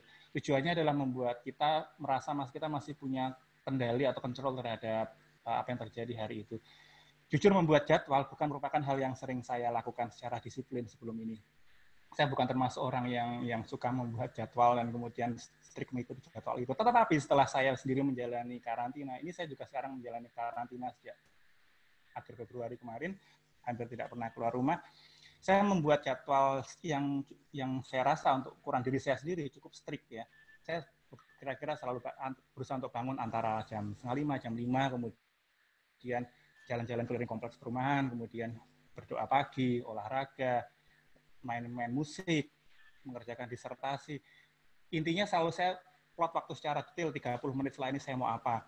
Kemudian karena saat ini saya masih mengajar di Universitas Airlangga, saya juga ketika jam mengajar tiba, saya plot itu seolah-olah saya bekerja meskipun di rumah sendiri, saya mengenakan pakaian kerja yang resmi, saya benar-benar bersikap seolah-olah saya bekerja, dan dari jam 8 sampai jam 12 misalnya begitu, saya bekerja betul-betul, dan setelah itu saya ambil istirahat, makan, dan sebagainya. Kemudian nanti kalau ada waktu keluarga ya saya gabung dengan keluarga, dan sebegitu seterusnya. Sampai malam, jam 9 malam nanti ada acara doa bersama keluarga, hingga nanti jam 11 itu sudah tidur semua. Saya berusaha untuk hidup dalam suatu jadwal yang rutin seperti itu, dan terus terang untuk saat ini itu banyak membantu saya, itu yang pertama. Kemudian yang kedua, untuk mengatasi kemonotonan itu ya, perasaan stagnan itu, saya berusaha membuat goal minimal pada hari ini saya melakukan sesuatu yang baru. Terus terang dalam kondisi saya sekarang itu tidak terlalu sulit ya, karena saat ini saya masih mengerjakan ada penelitian, disertasi, targetnya gampang, membaca minimal 3 buku per hari lah, katakanlah seperti itu, 1 jurnal dan sebagainya. Tapi bahkan saya mendengar cerita-cerita dari teman-teman ya, bahkan kadang-kadang hal target-target itu tidak perlu sesuatu yang bombastis ya, yang besar. Ada beberapa teman yang misalnya karena dia merasa tidak fleksibel, tidak bisa mencium lututnya sendiri ya, dia berusaha untuk setiap hari itu dia melakukan stretching, berusaha mencium lututnya sendiri. Ada seperti itu, dan saya juga melakukan itu juga. Jadi saya berusaha melakukan peregangan ya, misalnya target saya ini apa ini namanya, jari saya harus bisa menyentuh bagian tangan seperti ini. Setiap hari berusaha dilatih seperti itu. Jadi selalu ada target yang dilakukan. Kalau Bu Erlin tadi berusaha untuk membersihkan rumah ya, ya itu saya berusaha untuk hari ini harus ada sesuatu yang baru, entah saya peregangannya bisa tambah makin lentur, misalnya seperti itu, atau main musik ya, belajar main musik hari ini harus nambah satu keterampilan baru, satu lagu baru. Ada juga teman-teman yang kemudian memutuskan menggunakan waktunya untuk mempelajari sesuatu yang belum pernah mereka pelajari sebelumnya, entah itu memasak, entah itu berkebun, dan sebagainya. Jadi intinya ya, kalau saya boleh mengambil itu, kita ambil kendali ya, kita berusaha mengambil kendali pada waktu kita yang betul-betul kita miliki pada hari itu untuk mengatasi kemonotonan. Oke, ini menarik. Jadi target itu tidak harus yang muluk-muluk ya, justru target yang kecil-kecil yang bisa kita capai sehingga justru kita tidak malah stres ketika targetnya terlalu muluk malah nggak tercapai, kira-kira gitulah ya. Yang bisa saya coba simpulkan. Nah, saya coba ke Mbak Andina dulu deh sebelum saya ke Dr. Rusdi. Terkait dengan ini generasi muda sekarang ini seperti difasilitasi, Mbak. Kalau sebetulnya kan sosial media, kemudian orang tua bisa ngomong, kamu jangan ini dong, gaul sana, main bola sana. Nah, sekarang kan generasi muda itu kayak difasilitasi. Tadi pertanyaan dari Bu Erlin tadi menarik ketika ini masa depan generasi muda kayak gimana ini ketika kita justru termediasi oleh teknologi sosial media ini. Iya. Mbak Erlin, saya tadi waktu Mbak Erlin ngomong tuh saya ketawa-ketawa sendiri ya, karena dengan pertanyaan Mbak Erlin dua aja ini langsung membuat saya jadi merenung gitu. Yang pertama memang iya, saya sama seperti Mbak Erlin juga selama saya WFH so-called karantina ini malah penggunaan media sosial tuh jadi meningkat. Karena tadi dibilang ya, jendela kita dengan dunia luar sekarang ini ya internet gitu. Dan kita juga harus siap dengan perubahan ke generasi yang lebih muda. Saya punya teman anaknya usia SD, itu si anak ini enjoy rupanya belajar online, sehingga dia bilang ke mamanya kalau habis ini dia nggak mau balik sekolah fisik gitu. Dia bilang sekolah aja dari rumah pakai internet, ternyata bisa. Nah, tadi pagi juga saya barusan baca berita gitu ya, ada beberapa kampus yang mempertimbangkan abis ini mungkin online aja terus gitu ya. Ternyata kan online classes bisa kok. Tapi selain kita mempersiapkan diri untuk kemungkinan seperti itu, kemungkinan kedua adalah masa-masa kita mengkarantina diri sendiri dan berkomunikasi lewat internet, dadah-dadah lewat layar ini mungkin malah akan memberi kita pelajaran bahwa interaksi fisik, interaksi sama manusia, interaksi offline itu penting. Dan mungkin nanti kita akan lebih bisa memaknai pertemuan fisik seperti itu. Jadi ada dua kemungkinan. Lalu saya juga mau share, Mas Nino tadi pertanyaannya Mbak Erlin kan gimana caranya biar tetap produktif dari rumah gitu ya. Saya kemarin baru baca tweet orang yang menurut saya menarik, kata dia seperti ini, kita tuh bukan lagi kerja dari rumah, kita itu lagi di rumah, melindungi diri dari krisis, mencoba bekerja. Itu dua hal yang berbeda. Jadi jangan terlalu keras sama diri sendiri bahwa kita harus bisa nyelesain sekian, kita harus bisa menguasai ini, menguasai itu bagus, tetapi selalu ingat untuk bersikap lebih ramah lah, lebih baik dengan diri sendiri, bahwa kalau nggak bisa seproduktif hari-hari biasa, ya nggak apa-apa juga gitu loh. Karena sekarang ini mungkin PR kita ya bertahan hidup. Dan saya senang tadi dengar Mas Danto sharing rutinitasnya, selalu ada input kita olahraga ya Mas. Olahraga dan hati yang sehat ini mungkin hati yang bahagia, ini dua hal yang dua hal yang menjadi PR kita selama karantina ini. Thank you, Mas Dino. Oke, terima kasih Mbak Andina. Dokter Rusdi masih online? Halo, dokter? Dia tiba-tiba. Karena saya ingin bertanya terkait dengan terkait penjemputan tadi. Karena yang waktu Mbak Nuzul tadi kan cerita soal di Jogja tiba-tiba ada penjemputan. Ya. Nah, ini maaf, tadi terkait dengan pertanyaan Oke, kan ada orang yang tiba-tiba ya, dengar Dok ya? Iya, dengar. Halo. Jadi tadi ada pertanyaan Mbak Nuzul dari Jogja terkait dengan ada satu orang dia tanya nomor. Enggak usah iki nomor itu enggak usah. Terus Kabupaten Malang memunculkan kepanikan. Saya jadi teringat ada oke, kita tengah. Oke. Cerita kawan saya di Surabaya juga hal yang terjadi sama. Jadi ada satu kawan di kawasan Semolowaru. Heboh ketika tiba-tiba ada seseorang dijemput pakai ambulan dan seluruh perangkat pakai APD komplit gitu. Nah, ini gimana Dok terkait dengan protokol mungkin ya ketika ada orang tadi dia pulang hasil tesnya belum ada. Haru, tanya Nonovi. Wis kok usah Dokter Helmaidin ke Kabupaten Malang. Halo? Ya, jadi protokol untuk menjemput, misalnya ketika ada orang pulang, dia belum ada hasil tes. Iya. Iya, saya sudah paham itu, saya paham. Oke, saya jawab sekarang? Ya, silakan.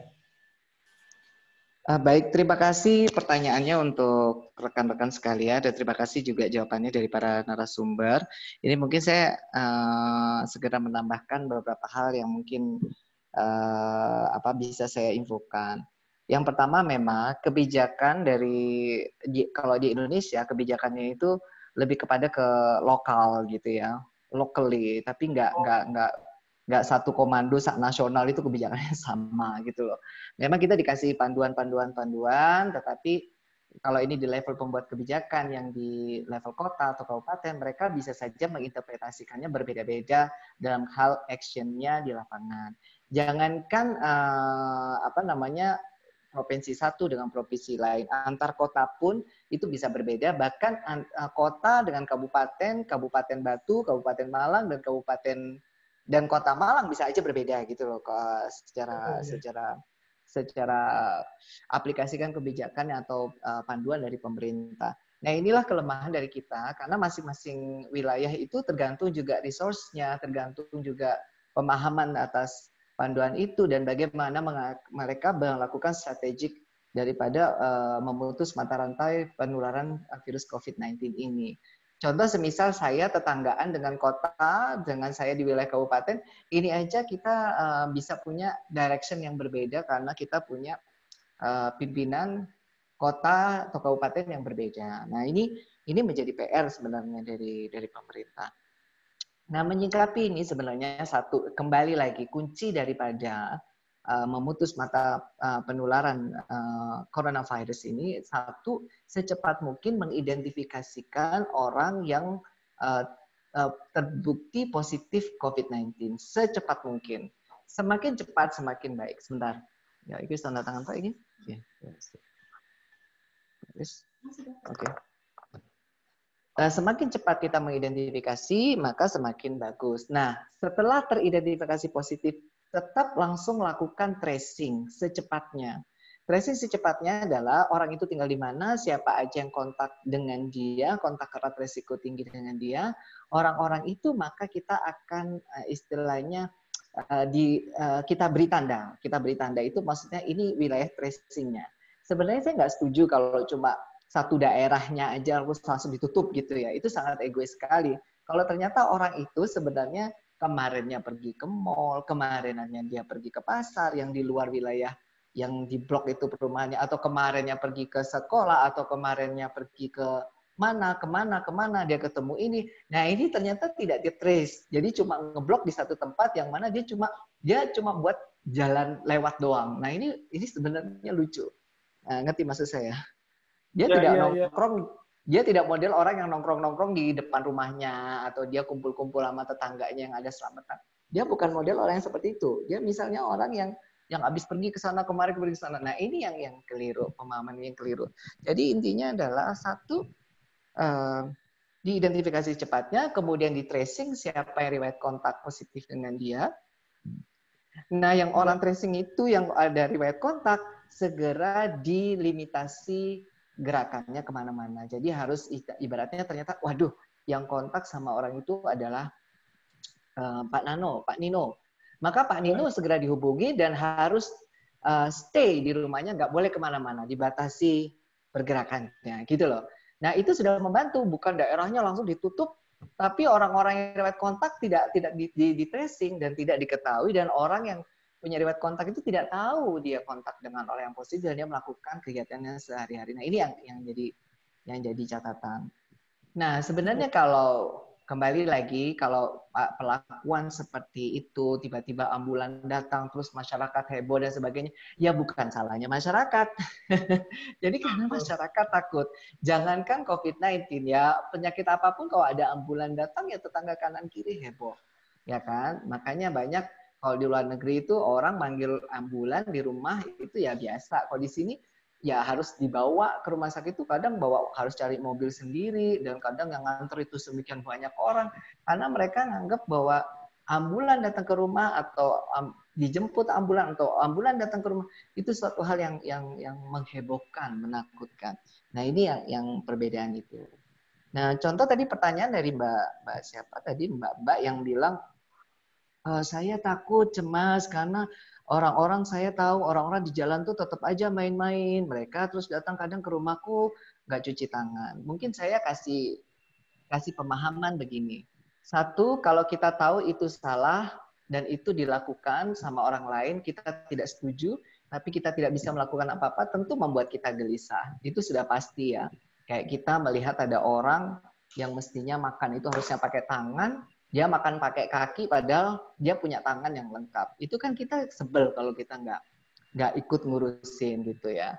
Tapi ada memang betul hal yang bisa kita kontrol, ada hal yang tidak bisa kita kontrol.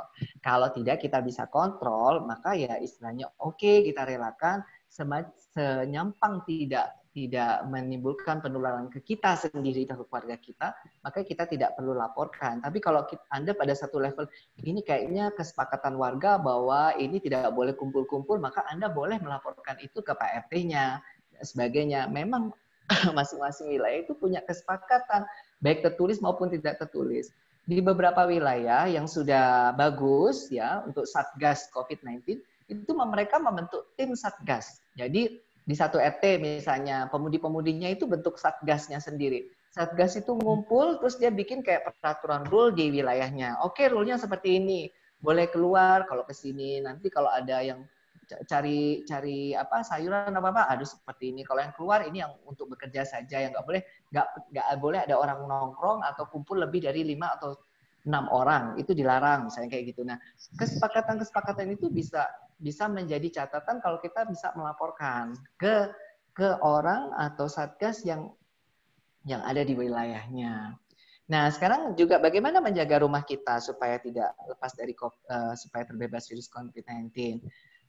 Mbak Nana atau siapapun itu yang tanya tadi, kalau ada orang mau masuk ke rumahnya, misalnya ada pesan GoFood atau pesanan yang lain ya. Jadi kasih catatan di pagar kalau ada pagarnya atau pintu rumah, cukup taruh itu di depan rumah tanpa perlu ketemu orangnya misalnya atau orangnya nggak masuk. Jadi taruh aja di situ, nanti tanda tangan itu nanti bisa diatur lah, itu gampang. Jadi tanpa harus ketemu orangnya, tanpa harus bersentuhan dengan orangnya, Anda bisa terima barang itu. Tapi kalau menerima orang masuk dan harus masuk, sebaiknya sediakan hand sanitizer di depan rumah gitu, di pintu masuk, daripada lebih enak silakan ini dulu hand sanitizer. Terus kalau bisa tuh sepatunya suruh lepas dan taruh di luar gitu ya. Nah, terus kalau Anda syukur lebih lengkap lagi, coba cek suhunya pakai thermal gun ya. Kalau suhunya 38 anget, oh Anda nggak boleh masuk. Terus suruh sediakan masker, atau kalau ada orang mau masuk janjian dulu, Anda harus pakai masker gitu. Pakai cuci tangan dan Anda harus pakai masker. Kalau kita buka YouTube, itu cuci tangannya ada namanya 6 langkah ya. Lebih bagus sih kalau Anda punya wastafel, ada air mengalir di situ lebih bagus. Kalau nggak punya, cukup hand sanitizer, suruh dia pakai hand rub gitu. Jadi di kucek-kucek, pakai 6 langkah, baru boleh masuk. Kalau dia nggak pakai masker, sediakan masker. Atau janjian dulu, kalau Anda mau masuk, Anda harus pakai masker, setidaknya masker kain. Pakai ya. Nah, begitu masuk silakan ngobrol dan jangan lupa tetap lakukan physical distancing. Jadi ada ada jarak, jangan deket-deketan gitu sama orangnya. Nah, jadi kalau misalnya pun dan waktunya cukup singkat, kemudian segera pulang, sudah itu sudah aman gitu. Nah, terus pertanyaan lagi tadi Ibu Erlina ya. Saya mau tanya ngapain aja di rumah, ini bingung. Sebenarnya saya juga nggak punya nasihat sharing khusus ya Bu, karena saya orang yang nggak mungkin di lockdown di rumah karena saya harus kerja sebagai dokter. Jadi setiap hari saya harus kerja, malah saya nggak boleh ke rumah meskipun mesti pengen ngumpul sama orang di rumah. Jadi mungkin Anda kalau di rumah bosen, Anda bisa bayangkan, gini ini kasihan ya mereka yang takut mestinya tinggal di rumah supaya aman, ini malah harus keluar ke rumah. Dia pulang ke rumah juga kadang takut punya perasaan takut karena takut nularin anak istrinya. Terus mereka yang berjuang malah deket sama orang-orang yang jelas terpositif papar corona, sehingga akhirnya Anda akan jadi kembali ke bersyukur. Sekali lagi, hal-hal yang memberatkan itu akan ringan kalau kita punya rasa syukur. Kita punya rasa syukur dulu. Oh, ternyata seperti ini dengan begini itu saya jadi sadar, oh iya ya, saya lebih beruntung dibandingkan mereka yang kalau nggak keluar rumah mereka nggak bisa hidup. Mereka terpaksa menantang maut Sehingga akhirnya mereka mengatasi ketakutannya dengan keluar. Betul-betul keluar rumah untuk cari makan, kepanasan, kehujanan, padahal nggak ada yang beli dagangannya, kan, hanya untuk menyambung hidup. Dan dengan demikian kita akan tercipta rasa syukur. Memang syukur itu kayaknya gampang diucapin. Ya bisa dokter, dokter ngomong itu mudah dilakukan, padahal kenyataannya sulit. Memang sulit, tapi dari kesulitan itu memang itulah satu-satunya cara membuat Anda itu jadi berbesar hati mau tinggal di rumah. Dan satu lagi, sebenarnya membuat kita bertahan itu, dan mau bertahan, kalau kita semua punya harapan. Termasuk saya, sampai kapan, termasuk tenaga medis nih, mau sampai kapan kita harus begini gitu loh. Sampai batas waktu yang seperti apa. Kalau kita nggak ada jawaban, nggak ada harapan itu misalnya, Anda harus melakukannya selama 5 tahun, mampus aja kali ya. Mungkin kita akan, udah deh gue nggak peduli, nggak mau nunggu 5 tahun, gue keluar aja gitu. Tapi kalau ada kayak harapan tuh, oke, kita batasi gerakan ini mungkin sampai 2 bulan. Bertabarlah sampai 2 bulan. Habis itu Anda, kalau ini berhasil, kita mungkin bisa cabut ini larangan keluar, Anda bisa bebas lagi. Nah ini akan menimbulkan harapan tuh akan membuat orang senang gitu loh. Tapi kalau nggak ada harapan, yang kita lihat orang keluar ke sana kemari, seperti nggak terjadi apa-apa, masih tetap tidak melakukan physical distancing. Nah itu harapan itu semakin hilang. Jadi kita sama-sama tahu ini kapan berakhirnya. Kalau sudah seperti itu, kita akan menerima, oke, aku mau sabar sampai sekian bulan, itu akan jadi sulit gitu loh. Inilah yang membuat jadi perhatian buat kita. Atau sampai akhirnya pada satu titik, apakah kita akan begini terus gitu loh. Nah ini makanya edukasi kepada masyarakat itu jangan berupa teror sepertinya, tapi dalam bentuk edukasi. Ayo tanggung, kita kalau mau merubah kondisi ini, apa yang kita lakukan hari ini itu akan menjadi realita di hari-hari berikutnya. Apa yang kita lakukan hari ini akan kita dibayar di hari-hari berikutnya. Jadi hari berikutnya adalah gambaran hari ini apa yang kita kerjakan. Nah, itu kalau kita mau bertanggung jawab untuk itu dan tahu alasan kenapa kita harus stay di rumah dan orang-orang itu akan bertanggung jawab untuk melakukannya, maka harapan itu akan ada. Tapi kalau nggak ada, ya inilah nanti akan timbul desperate dan orang-orang itu akan berontak, kemudian dia akan jadi nggak peduli karena ini semua nggak pengorbanan yang sudah diberikan itu tidak ada gunanya. Udah berkorban sekian lama ternyata angka COVID-nya tetap tinggi, kematiannya tetap besar. Nah ini akan membuat orang akan desperate gitu ya. Ini yang perlu jadi perhatian. Kemudian untuk generasi ke depan, anak-anak dan segala macam, memang sebenarnya gini, kita sebagai generasi yang lebih senior, kita harus punya mental yang kuat. Kita harus punya struggling yang juga kuat. Kita harus tahu bahwa anak-anak kecil itu seperti kanvas kosong putih yang tidak ternoda. Mau hitam, biru, atau kuningnya, itu tergantung kita yang melakukannya. Jadi sebenarnya kita harus juga menjadi orang yang kuat supaya kita bisa menguatkan mereka, gitu loh. Tidak bisa kita bilang kita lari dari tanggung jawab itu.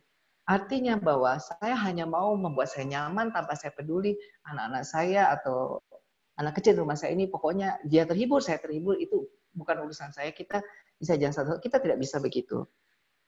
Makanya ciptakanlah kedekatan, hubungan yang taktil terhadap anak itu. Sekarang nggak ada corona pun, kita sering lihat ya keadaan yang menyedihkan. Mereka kadang kumpul bareng di suatu tempat kafe atau tempat nongkrong atau tempat makan atau restoran, mereka nggak saling sapa satu sama lain, mereka sibuk main HP-nya satu-satu. Padahal nggak ada corona, gitu loh.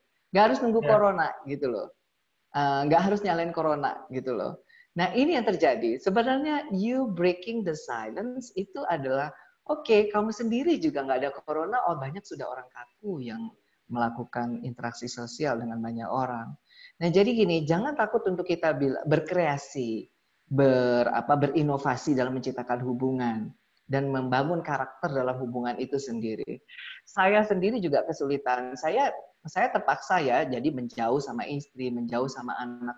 Tapi beruntungnya istri saya menekankan sama anak-anak, ini bapakmu berjuang, bapakmu membantu orang banyak ini. Jadi mereka legowo dan menerima itu. Setiap kalau saya pulang, kadang mereka bilang, kalau saya ketemu mereka bilang, Bapak orang hebat, Bapak bantu banyak orang, Bapak membantu pasien yang kena corona, kayak gitu-gitu. Jadi saya juga jadi kuat karena di rumah udah ada yang menguatkan anak saya. Jadi mereka tahu bahwa pengorbanan bapaknya nggak ketemu, kemudian mereka itu akan jadi lebih respect sama kita. Dan mereka juga kita bisa ajarin bahwa dalam kesulitan itu pasti akan ada selalu kemudahan. Dalam hal-hal yang tidak mengenakan itu pasti ada sisi manis yang akan kita rasakan.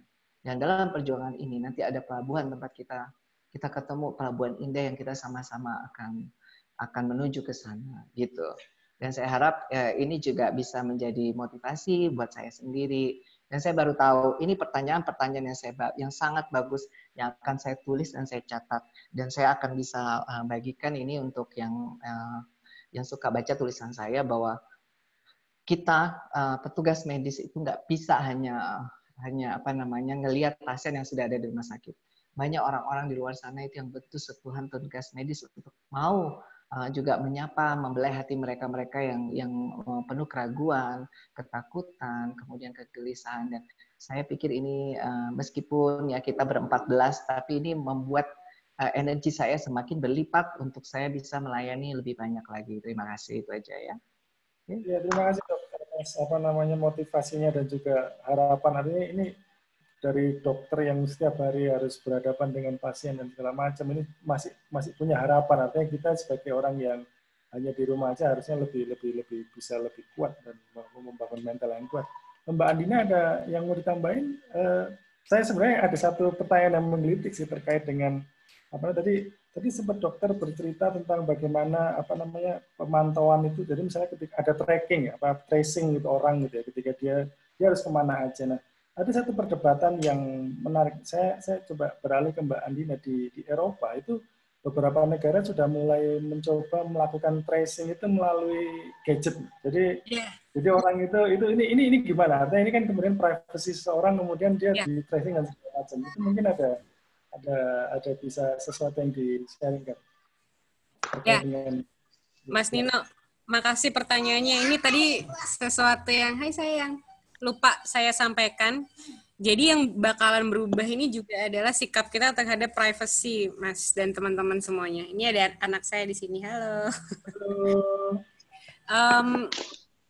Kayak kalau setahu saya kayak di Cina itu ya Mas Nino ya dan teman-teman, itu bahkan kalau ada kurir dia mau ngantar paket ke rumah kita, itu kita bisa tahu kurirnya itu suhu tubuhnya berapa. Sehingga kalau misalnya di atas berapa ya, yang normal mungkin udah 39, kita bisa menolak untuk dia mengantar barang ke tempat kita, dan kita bisa report melalui aplikasi bahwa ada kurir dengan suhu badan sekian di daerah ini, dan kemudian dia bisa diambil. Oke, ini bakalan tricky banget karena kekhawatiran kita adalah setelah pandeminya ini usai, kita akan sangat longgar sama surveillance semacam itu. Jadi nanti adalah hal yang biasa gitu ya ketika ketika pemerintah bisa nge-track pergerakan kita, mereka bisa tahu preferensi kita ketika nonton YouTube, preferensi ketika status Facebook, dan data itu bisa digunakan buat apa aja, Mas. Dan nantinya perjuangan teman-teman yang concern sama perlindungan data, concern dengan privacy di era digital itu akan sangat berat kalau ternyata surveillance macam ini tuh terbukti efektif menanggulangi pandemi.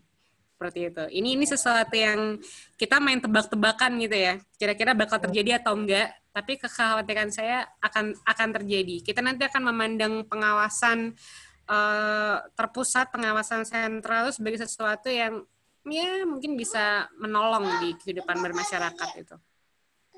Ya, terima kasih. Ya.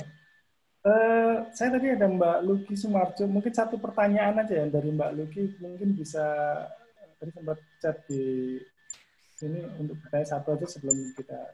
Silakan Mbak Luki. Oke, terima kasih. Saya ingin bertanya simple sih sebenarnya benar. Saya belajar bahwa fear atau ketakutan itu sesuatu yang dinamis. Dia kalau menurut penelitian kurvanya itu berbentuk putar balik. di mana ketika kita menerima suatu informasi, kita tidak terlalu takut, menjadi sangat takut dan berlebihan, hingga di satu titik di mana akhirnya kita kebas. Kita tidak terasa lagi bahwa ancaman yang ada di depan kita itu nyata, sehingga ketakutan itu akan menurun. Saya memperhatikan berbagai informasi yang sampai ke masyarakat, termasuk ke saya. Saya nggak memperhatikan banyak orang, saya memperhatikan circle di sekitar saya, termasuk pesan-pesan yang sampai ke orang-orang tua, orang yang sepuh-sepuh yang justru sangat rentan, itu tidak memikirkan bahwa ada efek psikologis kan. Nah, kan dari tadi saya setuju sama Dr. Rusdi, bahwa sebenarnya kita tuh bisa menyampaikan pesan ini bahwa coronavirus itu tanggung jawab bersama. Kita tidak bisa selamat sendirian. We are in the same boat. Nah, tapi sebagai umpan balik ke diskusi ini, itu kan kita tadi sedang membicarakan gimana sih menjaga kewarasan. Nah, lalu sebagai masukan buat teman-teman pembuat pesan, apa sih yang perlu kita perhatikan dari menjaga kewarasan itu tadi gitu. Karena terus terang saja menjaga kewarasan kalau di detik ini sih saya udah mulai nggak takut. Kalau levelnya sudah kebas tadi ya mungkin. Iya, karena saya merasa saya sudah istilahnya apa ya, well informed alias kakean moco gitu. Kebanyakan baca. Nah, sementara pasti Dr. Rusdi setuju bahwa bahayanya ini belum selesai gitu. Bahayanya belum selesai. Kita masih akan menghadapi puncak pandemi untuk di Indonesia gitu kan ya. Belum sampai ke sana gitu. Nah, sementara untuk menaikkan tingkat ketakutan ini udah nggak etis lagi kalau kita pakai itu tadi pendekatan teror seperti yang dibicarakan Dr. Rusdi. Nah, saya ingin melempar sih ke narasumber. Ada nggak sih rekomendasi untuk teman-teman pembuat pesan tentang bagaimana sih ini harus dibicarakan selanjutnya ketika public fear ini udah ada di puncak gitu. Terima kasih Mas Nino. Ya, terima kasih. Ini dari Semarang ya. Iya deh. Oke. Ini menarik. Mungkin Dr. Rusdi bisa menyambung deh terkait dengan kalau tadi Pak Luki betul itu sudah sampai levelnya sudah banyak akan moco gitu istilahnya. Sementara bagaimana dia sebagai produsen pesan, jadi Mbak Luki ini mungkin dari komunikasi, dia ingin gimana sih tipsnya ketika memproduksi pesan gitu. Oke, terima kasih. Betul. Sebenarnya memang harusnya virus ini bukan untuk kita takuti ya. Maksudnya kita takuti dalam arti kata sehingga kita jadi rasionalnya hilang atau logikanya nggak main gitu kan. Jadi seperti, halo? Kedengeran ya? Ya. Belum? Ya. Oke. Masuk.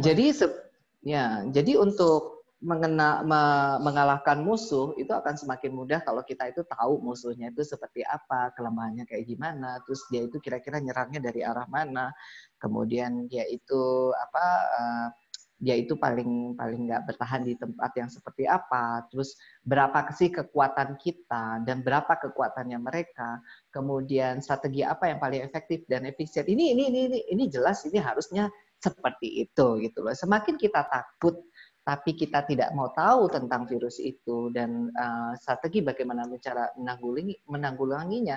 Ini untuk orang-orang yang rasional akhirnya akan bilang, oke, aku nggak takut, aku akan keluar, aku nggak akan peduli dengan apa nanti akan terjadi pada tubuhku. Intinya sepertinya aku akan survive gitu kan. Nah, masalahnya adalah penyakit ini tanggung renteng dengan komunitas kita gitu loh. Kita nggak akan pernah tahu apakah yang kita lakukan ini bisa saja merugikan kita dan orang lain, karena survive-nya kita itu belum tentu survive-nya juga untuk orang lain. gitu. Survive-nya kita belum tentu itu berarti survive-nya orang yang dengan resiko tinggi, dengan penyakit komorbid, dengan survive-nya tenaga kesehatan, survive-nya health system kita, survive-nya ekonomi kita, dan survive-nya masyarakat secara keseluruhan, gitu. Nah, jadi bagaimana sih sebenarnya? Saya tidak mau kita takut, karena itu tidak benar. Karena kalau sudah takut, logika kita tidak jalan, rasional kita juga tidak jalan. Tapi yang kita mau dan kita harus tahu itu bahwa kita bertanggung jawab, ikut memikul tanggung jawab ini untuk menyelesaikan dan memutus mata rantai virus corona. Nah, apa bentuk ketidaktakutan kita? Ketidaktakutan kita adalah satu, dengan kita ikut bisa menenangkan warga yang ketakutan misalnya. Kemudian kita bersikap rasional, oke, di sana ada yang begini-begini, apa yang bisa saya bantu? Di Cina itu ada keluarga-keluarga yang ditinggalkan oleh orang tua yang bekerja sebagai dokter atau perawat. Itu secara otomatis saja masyarakat bergerak itu untuk yang, jadi kalau ditinggal seminggu, 2 minggu atau 1 bulan gitu, karena orang tuanya harus berjuang untuk mengurus pasien-pasien sakit. Itu secara natural aja. Tiba-tiba ada orang yang ikut datang ke rumahnya, orang baik ya, kemudian sama-sama tahu itu negatif corona ya, dia ikut kadang ngajarin anaknya dia untuk belajar, kemudian dia ikut ngasih makanan, masakin, orang tuanya yang dokter-dokter yang kerja itu juga ikut diperhatikan. Jadi seakan-akan itu akan menjadi hal yang sangat positif. Solidaritasnya itu kelihatan sekali. Nah, keberanian Anda, ketidaktakutan Anda itu diterjemahkan dalam bentuk hal untuk memberikan nilai positif untuk hal-hal yang lain yang memang membutuhkan. Jangan ketidaktakutan Anda atau keberanian Anda membuat Anda berkata, oke, saya tidak takut virus ini, saya akan kerjakan apa yang saya mau. Saya nanti kalaupun saya kena, saya akan bertanggung jawab dan saya punya imunitas yang bagus, saya akan survive. Bukan itu ke arah sana. Jadi itu adalah keberanian yang saya bilang salah kaprah gitu loh. Tapi ini adalah ketidaktakutan pada saat oke, saya tahu penularannya lewat ini dan itu lewat droplet dan kontak, maka saya boleh beraktivitas, tapi saya harus menghindari droplet dan kontak. Saya tidak harus tetap jaga physical distancing. Kalau memang saya harus bekerja keluar, saya akan kerja keluar. Dan tapi saya tidak mau nantang virus ini untuk datang ke saya. Saya tetap akan berhati-hati. Itu adalah keberanian yang bertanggung jawab. Gitu maksudnya ya. Jadi jangan diterjemahkan untuk keberanian ini sampai kita berbuat, saya nggak pakai masker, saya nggak peduli, saya nggak cuci tangan, saya nggak peduli, saya mau nempel-nempel orang, saya nggak peduli.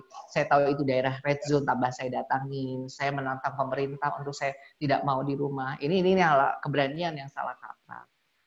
Nah, terakhir saya mau bilang bahwa kalau Anda kerja di rumah sakit dan Anda lihat pasiennya, kemudian lihat orang yang sakit itu, dan Anda melihat dengan mata Anda kepala sendiri, atau Anda bertemu dengan mayatnya, atau Anda menyaksikan sendiri kekhawatiran kita, ketakutan kita, Anda akan tahu bahwa it's real gitu ya. Ini real.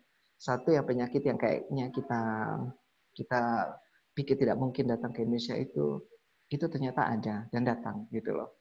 Nah, hal itu buat kita tenaga medis apa itu tidak mudah gitu, dan itu bisa saja kalau kita menyikapinya tidak dengan hal yang positif, itu bisa jadi menimbulkan perubahan secara psikologis di dalam orang-orang petugas medis. Dan ini saya bilang bahwa kami nggak mungkin menampilkan hal-hal horor yang untuk menakuti orang untuk mau. Karena kami mau orang itu tahu bahwa mereka melakukan itu karena mereka merasa ikut bertanggung jawab dengan apa yang terjadi di negara kita, gitu ya. Jadi dengan begitu itu bentuknya adalah support. Tapi bukan Anda tinggal di rumah itu karena Anda tahu Anda menyupport orang lain untuk bisa berbuat optimal pada hal yang memang harus dikerjakan. Bukan Anda tinggal di rumah karena Anda takut dihukum pemerintah atau Anda takut sama virusnya dan sebagainya. Nah, ini yang pesan ini yang ingin sekali saya sampaikan. Jadi kedewasaan seseorang, kebijaksanaan seseorang, kemudian itu tergantung role model, contohnya kita, contoh pejabat-pejabat kita, contoh pemuka agama kita, contoh orang-orang yang dihormati, contoh orang-orang yang menjadi role model itu sangat penting. untuk bisa memberikan contoh kepada kita. Nah, saya sebagai tenaga medis mau nggak mau saya harus tetap optimis. Saya mau bahwa ini pasti harus diselesaikan. Bahkan saya ngomong sama tenaga medis saya bilang, kita nggak boleh sakit, kita nggak boleh mati sebelum ini semua kita selesaikan. Jadi kita tidak boleh patah semangat apapun itu yang terjadi pada kita. Kita harus mikirin orang lain, nanti orang lain yang akan pikirin kita. Dan itu saya tekankan untuk rekan-rekan kerja saya. Iya dok, saya terharu untuk mendengar.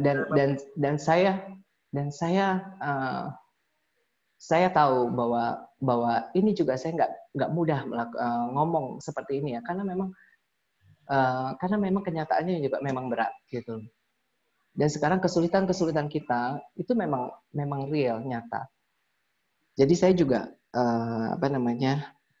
kalau saya bekerja di sini saya nggak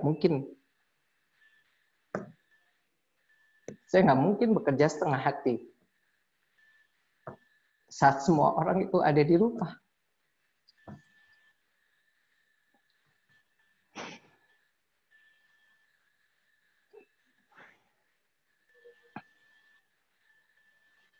Saya nggak mungkin kerja setengah hati. Saya punya ratusan orang yang tergantung pekerjaannya di rumah sakit ini. Dan ratusan orang yang harus saya lindungi. Dan ini juga berat. Tapi saya tetap harus kuat. Ada satu alat yang namanya VTM, Virus Transport Media, yang sampai sekarang saya kesulitan untuk mendapatkannya. VTM ini sudah saya tulis dan menjadi viral. Sampai hari ini tidak ada yang barang itu tidak datang. Dan saya tahu itu se-Indonesia kesulitan. Dan saya nggak tahu bagaimana ini solusinya. Gitu. Saya berharap kalau Anda semua peneliti muda, kalau juga mau mendekat, kadang ada hal-hal yang bisa diselesaikan, dibantu selesaikan oleh orang medis. Sebenarnya kesulitan kita memang besar dan ada. Saya tahu kalau memang Allah kasih cobaan ini karena kita mau mengangkat derajat kita lebih tinggi.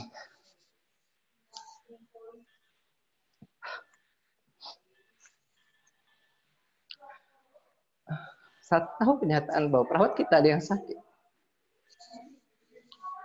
Dokter kita ada yang sakit, itu yang menyedihkan.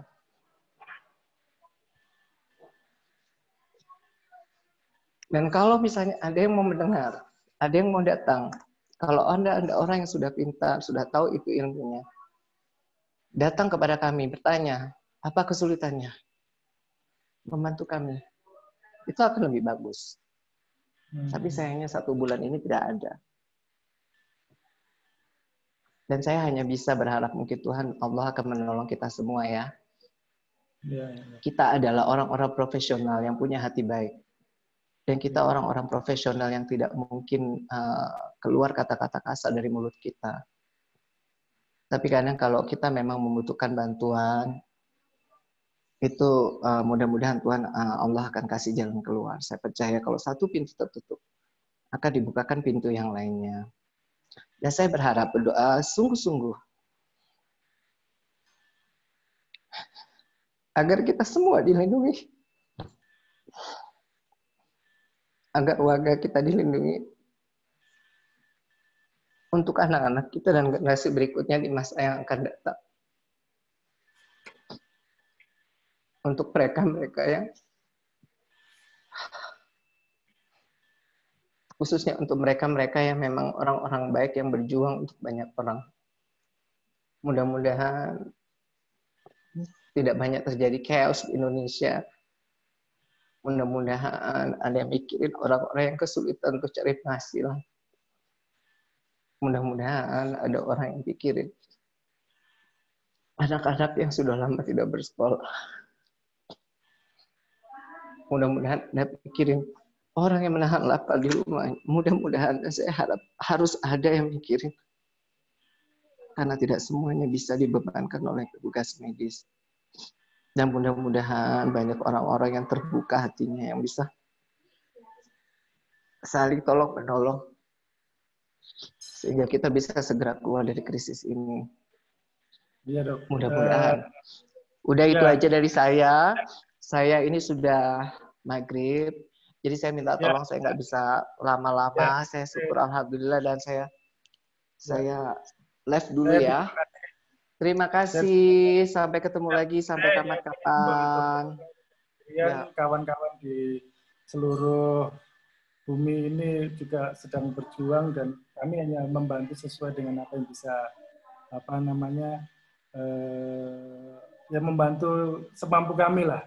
Kalau misalnya ada yang ingin disampaikan, ini cerita yang terima kasih sekali ceritanya, dan kami berdoa supaya kawan-kawan di rumah sakit atau tenaga medis itu ya aman, dan kemudian bisa, artinya tanggung jawabnya tidak hanya sekedar pada diri sendiri tapi juga pada orang lain. Dan menurut saya ini, terima kasih dokter atas sharingnya. Oke, mohon maaf ini jadi sesuatu yang sentimental, tapi kita sudah melampaui waktu yang sudah kita tentukan. Saya terima kasih kepada semua peserta, dan kemudian Mbak Andina, dokter sudah meninggalkan ruangan ini, Mas Danto, dan juga kawan-kawan lain.